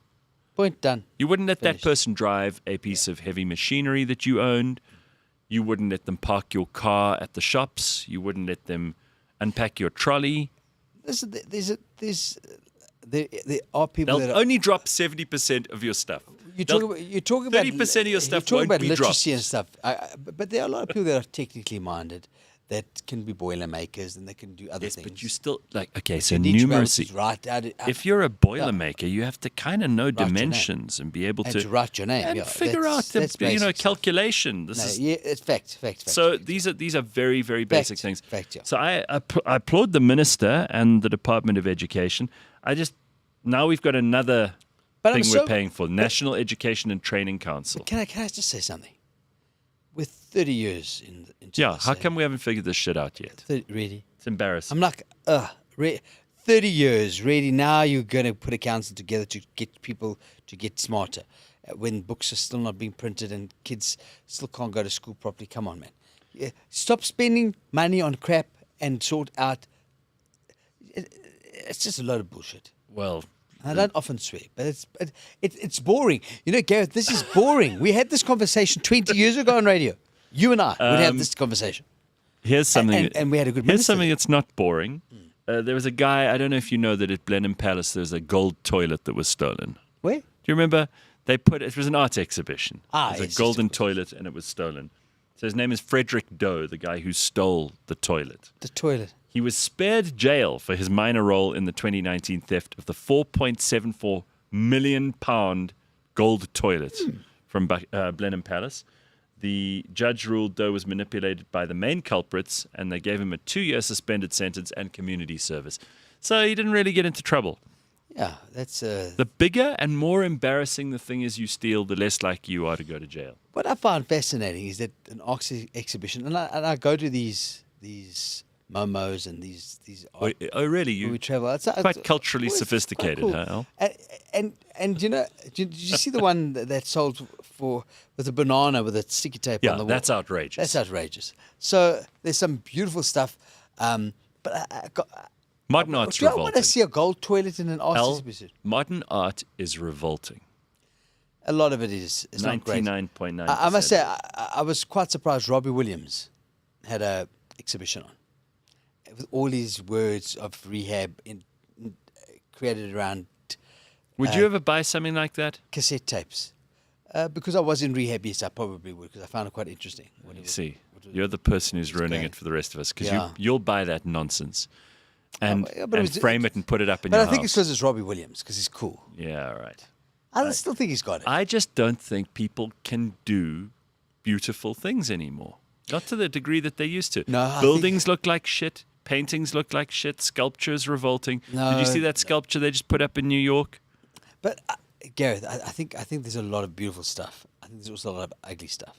But there's still a lot of beautiful work going out there. Last week, we I've had seen the some beautiful contrast. stuff. Okay, you have cameras inside St. Peter's Basilica in Rome, where you have That's- magnificent Bernini sculptures you- of Constantine on the road to Damascus on horseback. It's an equestrian statue that was made in the 1660s, and it is chiseled out of marble, and it is beautiful. And then there's a bronze statue of some woman they put up in New York.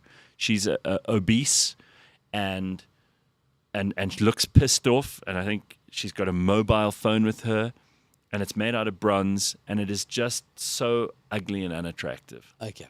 And you compare the Bernini and this modern angry-looking woman, and you think to yourself, art has gone backwards. It's just either we can't do that anymore because it takes a lifetime to learn those skills. And it does take a lifetime. And the person who's able to carve out of marble, and remember, one mistake and you chip that marble in the wrong place and it cleaves and suddenly you've got to start all over again. I just don't think we can do that anymore. So I have a friend. I haven't seen him in a while, but he's a guy called David Fowler. And I want you to look him up. And he does all pencil work. But Gareth, if the guys can get some David Fowler stuff up. Filer? Yeah, Fowler. These life-size animal drawings, all done by pencil. Magnificent. B1 and B2. You have never seen stuff like that. So there is great artists out there. But again, there's a lot of people that are in the woke. They're all It's woke. not even woke. I think it's just and- it's like we've started to But yeah, we've started to praise mediocrity and Is it- even is it even towards ugliness. wokeness? Maybe No, it's I don't wokeness. think it's so wokeness. I'm always happy to attack, No, but but I don't know it's- this is it. Yeah. So I'm talking about how But I don't know who commissioned mediocrity. the fat lady on a cell phone bronze. I mean, don't know, that's but crazy. it's horrific, and it should not be a public statue in an era where we're legitimately and illegitimately complaining about historical statuary. But to me, ugly is being praised. If you look at how people make themselves look when they go online and they go on the internet and they're on social media and they're trying to look as ugly as possible. I don't understand it. When did we start praising ugliness and stop valuing beauty? Point taken. Right? And I want you to, and you nailed it. You walk through the city of Rome, and you are blown away. Yeah. The art. And remember, that's is, 2,000 years ago, some of it. We're talking the 500, the Renaissance, the pictures, the basilica. It is mind-blowingly magnificent. Okay, and even when you go through to the Louvre and you see things from ancient Egypt and some of the carvings that they did, it's magnificent stuff. So yeah, I think, but I mean, you got some great. You go through some of our wine farms, like what's that one in Franschhoek, Delay Graf, Yeah. and you see those beautiful. Some of them put up museums and some art galleries. There's some magnificent stuff Sure. out there. So I think we're generalizing to say that there's some beautiful work that's still being done. I just think a lot of the art being produced now is, look, there's the statue. I mean, don't tell me that that's as good. But who is that? I don't know. It's some anonymous person, and the artist has been. What's it for? I don't know. This artist, I can't remember his name. In New York City, yeah, has been asked to sculpt for all kinds of public places. London has got some of his works, and in the street somewhere. Wow. That is just. Looks a bit like Nolene. It doesn't even look. The pose is like, I don't give a shit. But what is it? I don't know. Oh, okay. I don't understand it at all. Nah, that's most certainly not going to do well in Rome. We could put that in the Basilica one. I have a mate who does the same in charcoal. It's insane. He draws those foil balloons in charcoal. There's your artist friend. Yeah, and he lifestyle. That's all by pencil, eh? That's That's phenomenal. pencil, and that's no Life size, you life said. size. Huh. Life size. Isn't that magnificent? Done in Very good. different in pencil. How long does it take him to do one of those? A year. It's But phenomenal. at the Massey's Tigers, and there's incredible stuff, by the way. Yeah. I Look up admire David's that. father, yeah. That's I really admire people who have that kind of skill. That's by pencil, eh? Sitting and being a B1 and a B2 and an H2 and an H1 pencil, and to do that's I mean that's insane, and that's freehand, eh? There's no Incredible. Yeah, You said it takes a year to do one of those. so, ages. Remember, you're drawing it's all by pencil. Vyasan says that statue we looked at just now isn't even graceful. To capture emotion in art makes it admirable. It looks like Queen Latifah, says Khomotso. Yeah, she looks pissed off. Angry woman. This is an interesting point made by Marius. He says, remember that they had a lot of time to do arts centuries ago. Yeah, but what are we spending on our time that's more what are we spending our time on that's more worthwhile than that? If you have a year and you can show one of those pencil drawings, I think that's a year well spent. Can I disagree with that statement? Because I tell you what, we have convenience like this. So remember, Michelangelo had to get into a horse and cart to go off and get and mix paints and go and find out how he's going to get his colors. Yeah. And then Shami was hungry, so he had to go and pick an apple. I mean, now we go to Woolworths. I mean, I'm being serious. Just put this in. All right. That's rubbish. Okay. I mean, the kids weren't going to school properly. They were going, there were no cars. You get from A to B quickly. There they were. Michelangelo goes, sits there 35 years to paint the Sistine Chapel. I mean, it's come on. No, it's about, do you know what it is? It's about mediocrity. It's all about being mediocre. And I think you nailed it, actually. We need to be superb. You know, like that man, the strongest man in the world now? Isn't that superb? Yes. Be superb. Yes, be the best at something, or else don't participate. And do us all a best favor. includes If you're the guy who makes Yeah. that bronze statue, just get out of statuary. There's something else that you're probably good at. And also That's not good. And the best is also being beautiful. Yeah, sure, So, of course it is. So beauty and the best comes together. Beauty for its own sake is worth pursuing. Yeah. And that's why so much of the great art that we've gathered over centuries of human creativity is art which exemplifies beauty. I mean, you if you're a religious person, then you believe that beauty is the only answer to evil. You answer evil with beauty.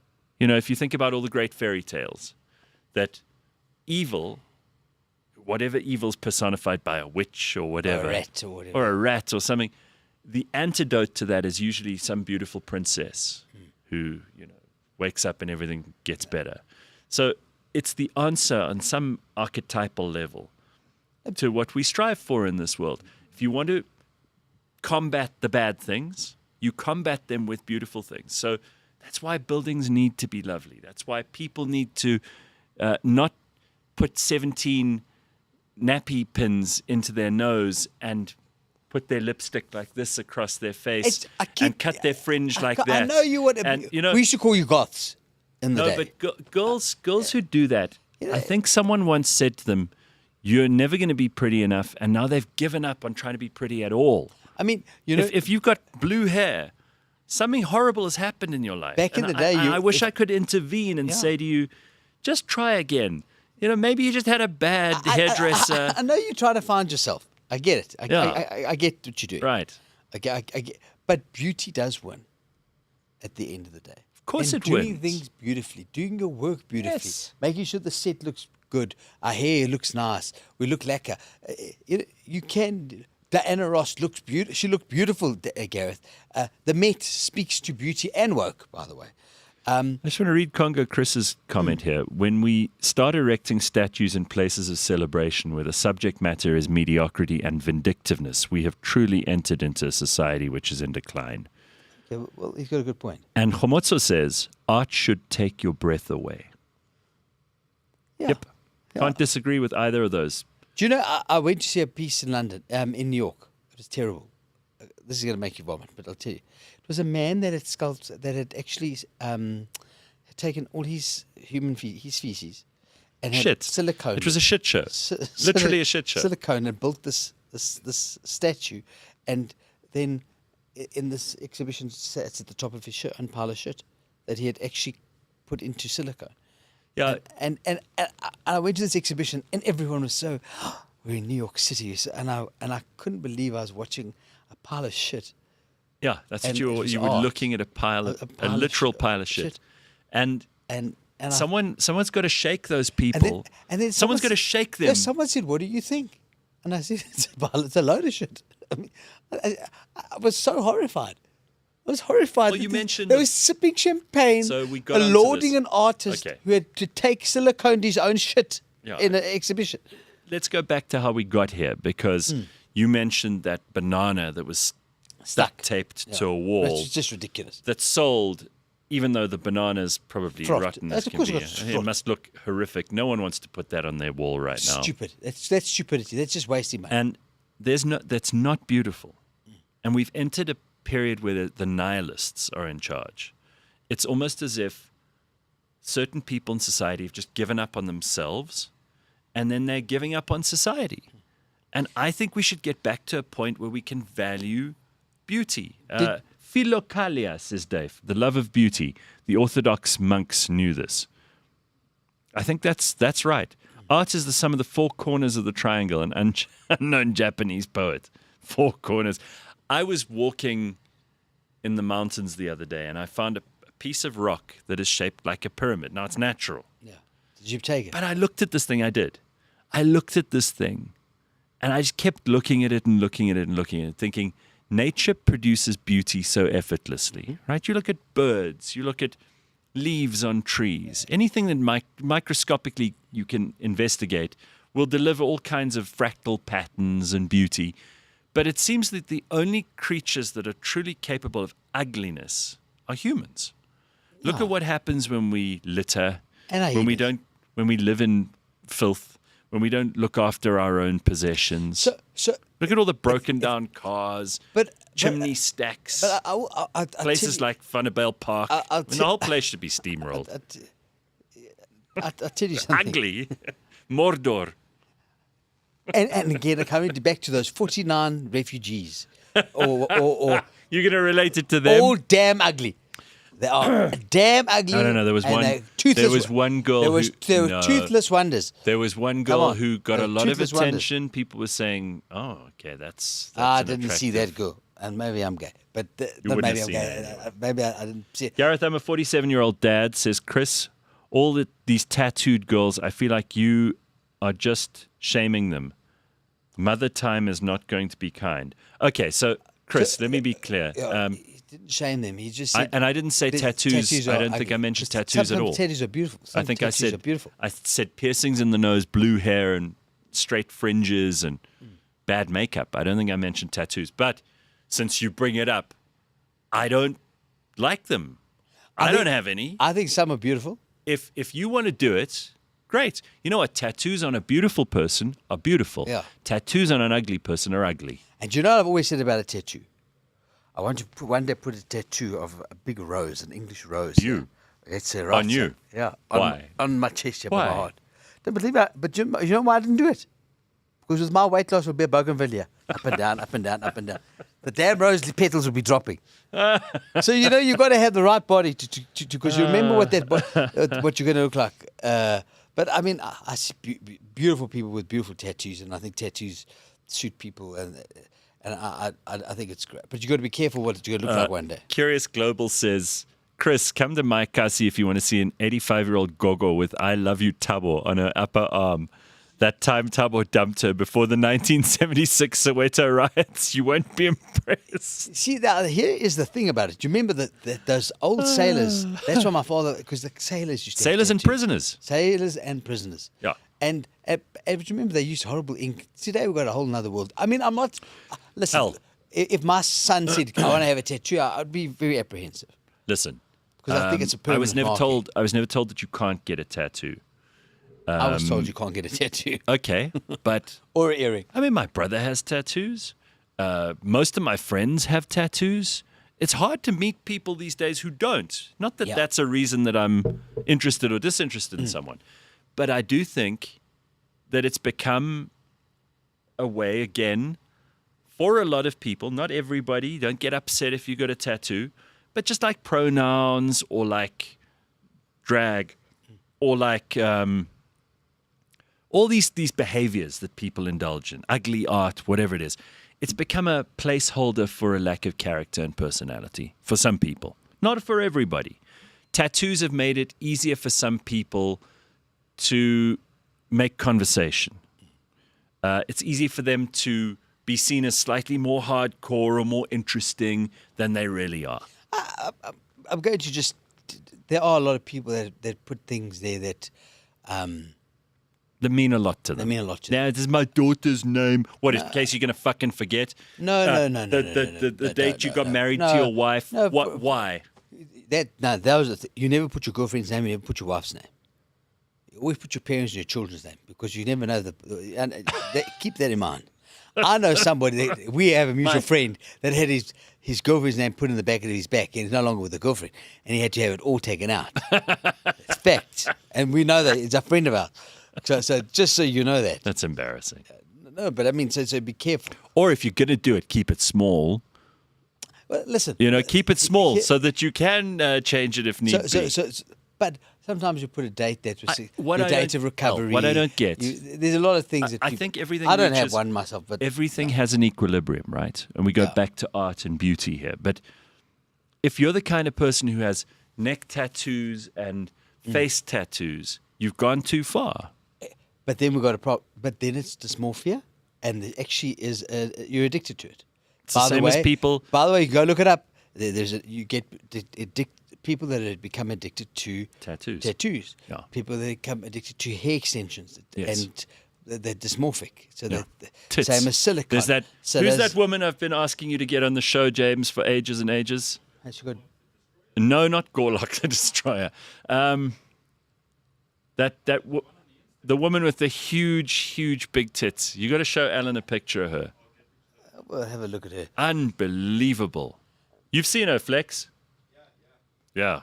Once you see that, And you that can is never, why, you even never though- turn around and face the world again. After that, you're ruined. And that's why, coming back to the South African Style Awards I spoke to you about, Yeah. that are happening this week. There are going to be a lot of tattooed people No, there. you're going to see beautiful people.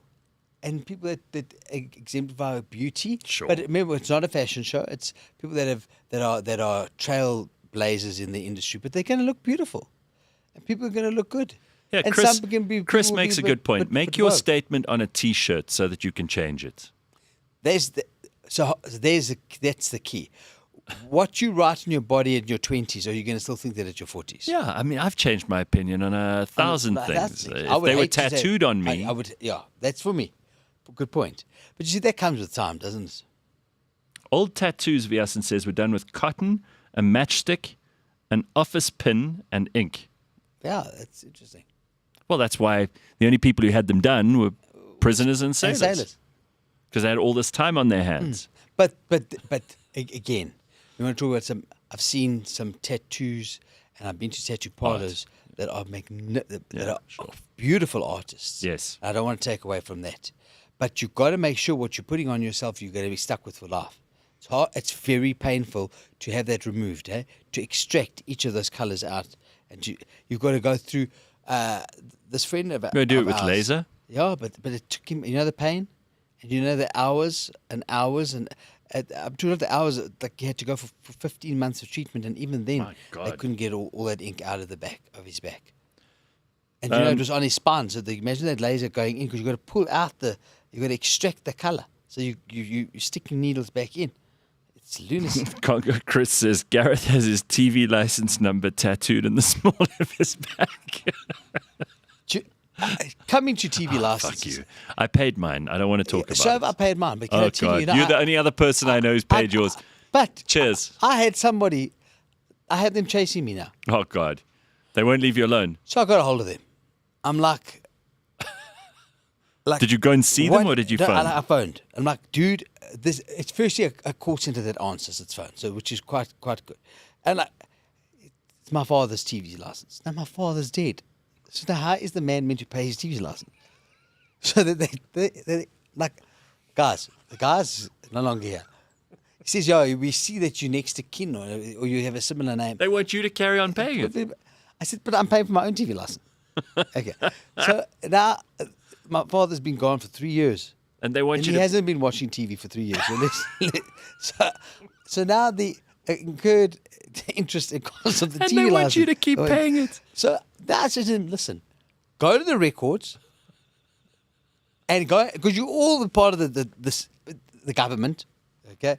And find out who's dead and who's alive and who's paying the TV license. No one pays the damn TV license in any way, dead or alive. Most people. Only you and I, it You and seems. I. Yeah. Okay, and I do it, and I pay my TV license because I just want to get rid of those damn SMSs that come every week. Okay, every But day. they don't stop. They don't stop. Mine is carried on. And now they're going to put a legal thing in. My father.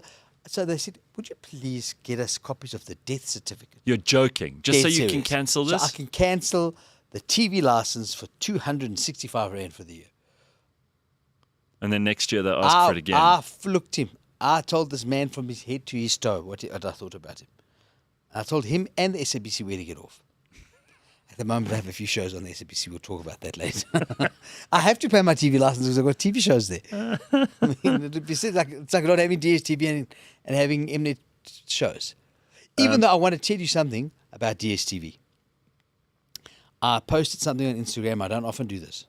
But I am appalled by what has gone on with that whole What? DSTV. What are you talking about? So I'm busy sitting. This sounds very controversial. I don't know anything about this. I'm sitting in Cape Town, and it's a Saturday, and I go to Movie Magic Channel 1, and they've got Arthur's Christmas last week. Which is Wait, a Christmas movie Christmas in movie. May. Then I switch to the next channel. They've got another Christmas Santa Claus. Now, They got Bozo the Clown scheduling stuff. Hear me now. Please cancel your TV license, your DSTV subscriptions. It's wasting your time. It's wasting your life. And now they deserve to actually. This is have what it the cancelled. straw that broke the camel's back. And I'm telling you, What pissed I don't, you off please is- never commission me again to do any TV shows for you, because you are pathetic. This is what drove you mad. Pathetic. A Christmas movie in May is what you were. Two in a. This is what pissed you off. on Not two all different the channels. bullshit they've commissioned over years, the good shows, the bad. Christmas in May. It annoyed me to such an extent. Really, El? This is the thing. This was the thing, and I posted about it, and I took the screenshots of the two Christmas shows, Movie Magic 1 and So, I've got to say You want to to me, piss Alan Ford off? Show him a Christmas movie in May. no, I tell you why I'm pissed off, because we've got people that are hardworking South Africans, and we've spoken about beauty, and we've spoken about that being our best and doing our best, and. That is not the SABC. That is not a government department. That is a national company that is taking 1,200 Rand from people's pockets every single month. Okay, and that is not delivering the best. They're delivering crap. There's no more local nice survivors. There's none of this. That decommissioned everything except for carte blanche. And the fact of the matter is DSTV is going into a sinking pit hole. They deserve to go into one because you know what? They give substandard stuff. Netflix gives you great things at 99 Rand. Come on, Gareth. Listen, Come on. Cancel listen your to this. subscription. Matthew says, I have DSTV just for the rugby. Yeah, of course he does. But I bootleg just for UFC, says Bitcoin Boots. But can I ask you guys, if we could find a way to stream rugby, all right, or the SABC could get rugby back, all right, if we did this with Hey, the Minister listen, of Arts. let's just give credit where it's due too. Just like you'll criticize a movie, and I can't believe this upsets you so much. It's hilarious that a Christmas movie in May upsets the hell out of you. Two. Let's give credit. Like SuperSport's probably one of the best sports channels So in the great. world. So- Even for a non-sports so fan, I can let's- say Great. they know what they're doing. So can I? So then I should what? I should then buy a SuperSport package only. Right. Right or wrong? Because I didn't even know the movie magic channel still Do existed. you know there are two things? There are two things. Yeah, Al. My people, listen to me. Here's There are Alan two- Ford with there a are two TV things. guide. There are two things that's working on DSTV at the moment. What? Two things. Okay, CakeNet, Yeah. because it speaks to the Afrikaans audience. Yes. Okay, so by the way, if SABC was clever, they'd open Afrikaans channel and take them on, and that's still quality. No money. And it's quality production. I know I produce some of the stuff there. Secondly, is sport. But the other 400 channels are all a load of crap. Seriously. Can them. No, but I'm asking you If seriously. you were in charge, would you can them? Well, in charge of what? They become as bad as the SABC is so much better than they are actually, and the SABC went to pits.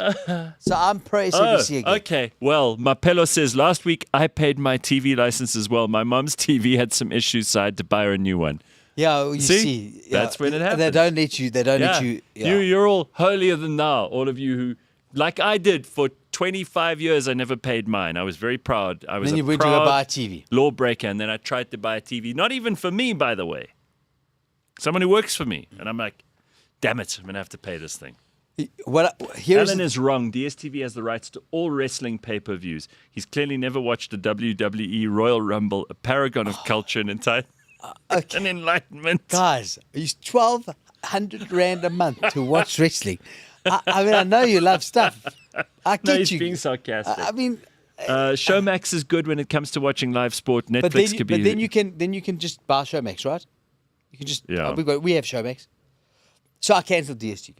It's cancelled. I canned it. I seriously did. over this. Over this, yeah. Okay. If you have the disrespect. Call the set. Carl says, you know, when Barry Wronger died, we didn't realize the gap he left until another passionate homosexual came along to talk about TV like Alan does. But seriously, I just can't put it as eloquently as Barry Wrong. But it's crap. Right, scintillating 7. But it's terrible. This is a terrible one. But Give it a terrible one. Go in your best Barry Wronger impersonation. For those people who never knew who Barry Wronger was. Go do it. This is a terrible show, and I think we need to take it off with immediate effect. But that being said, I'm right. And it comes back to what you spoke about beauty, right? Yes. And art. Yeah. And the arts are Right. TV, television, mediocrity. movies, and mediocrity. Okay. And that's what we're saying. We're saying we don't want that anymore. It's time to up the game. It's up your game. Okay. Up your fucking game. Don't talk to me like that.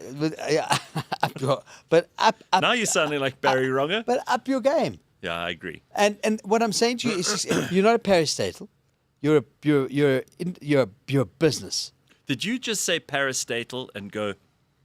Yeah. Did you parastatal? Yeah. Because that's actually a good way of every time anyone says anything about the state-owned enterprises, parastatal. You should go. I mean, I'm saying to you that we expect for 1,200 Rand a month. Is that what you? Is that what you pay for that? That's what you pay for DSTV. It's insane. Well, no, don't have it. But you know what, Gareth? I'm saying to I have a TV license. I don't watch any TV.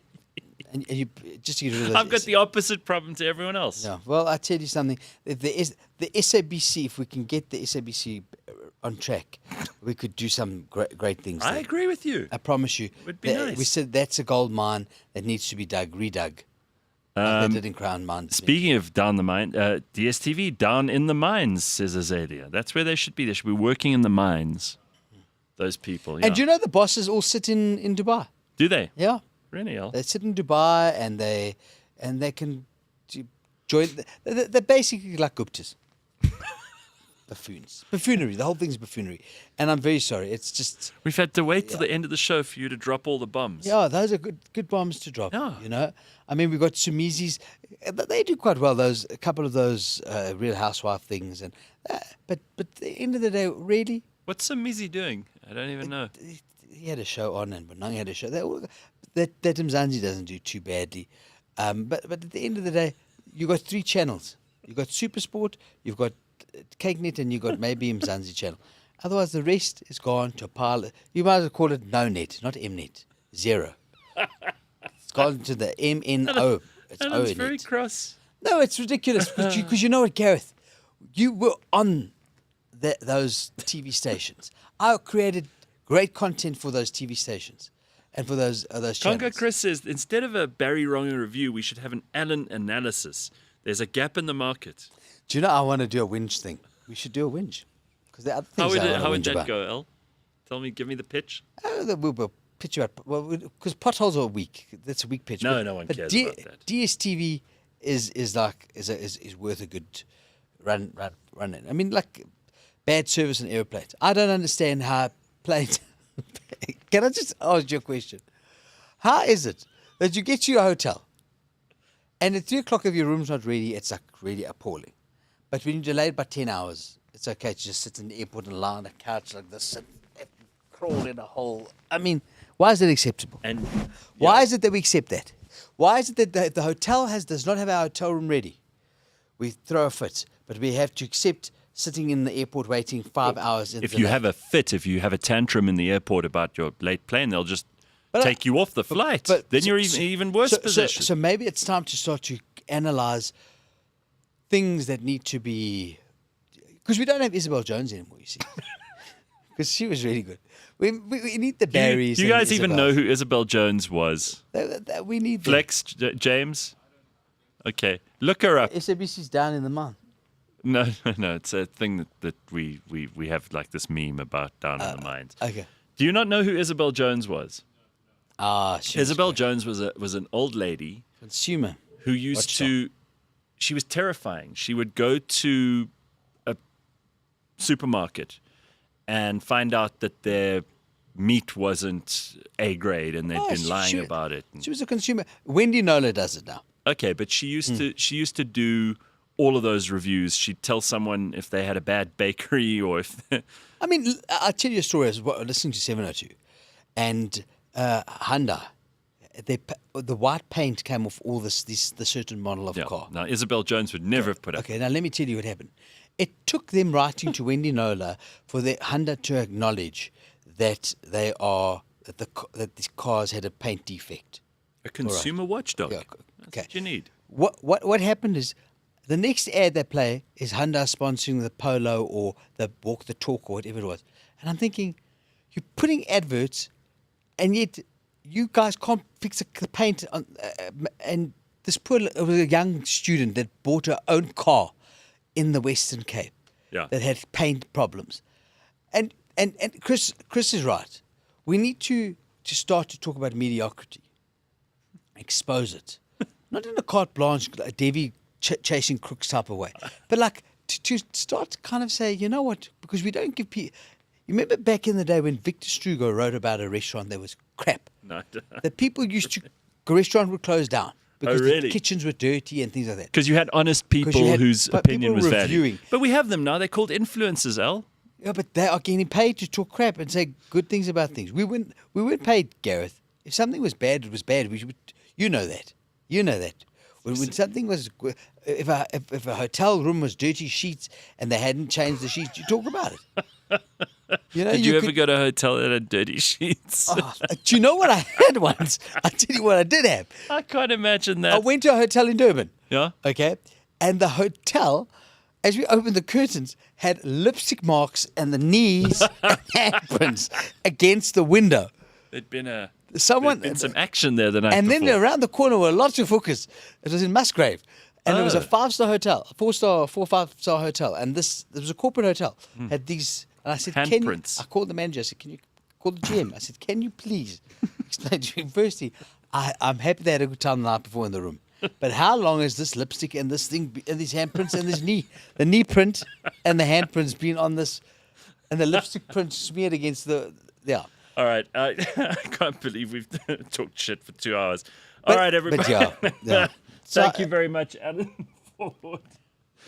There's Isabel Jones. There she is. Oh, she was Back in the day, great. she was fucking terrifying. Yeah. Let me tell you, if she came marching into your shop or your dealership or your restaurant or whatever, you were in big trouble. But it's time that we spoke about beauty. We spoke about great things. I love the way we end the show. But we're going to end on Picture of this. Isabel Jones. We're going to end on this one. Is that it's time that we start to expose mediocrity, and we can't accept mediocrity any longer. Well, Congo Chris says that is the second time someone on the show has said I'm right. I'm now a bastion of truth for the show. I That's like correct. Go Congo Chris. Yeah, all right. Amazing. Thanks, everybody. That's all we got time for today. See you on It's great Friday. being here, by the way. Thanks, El. Lovely to see you. Bye.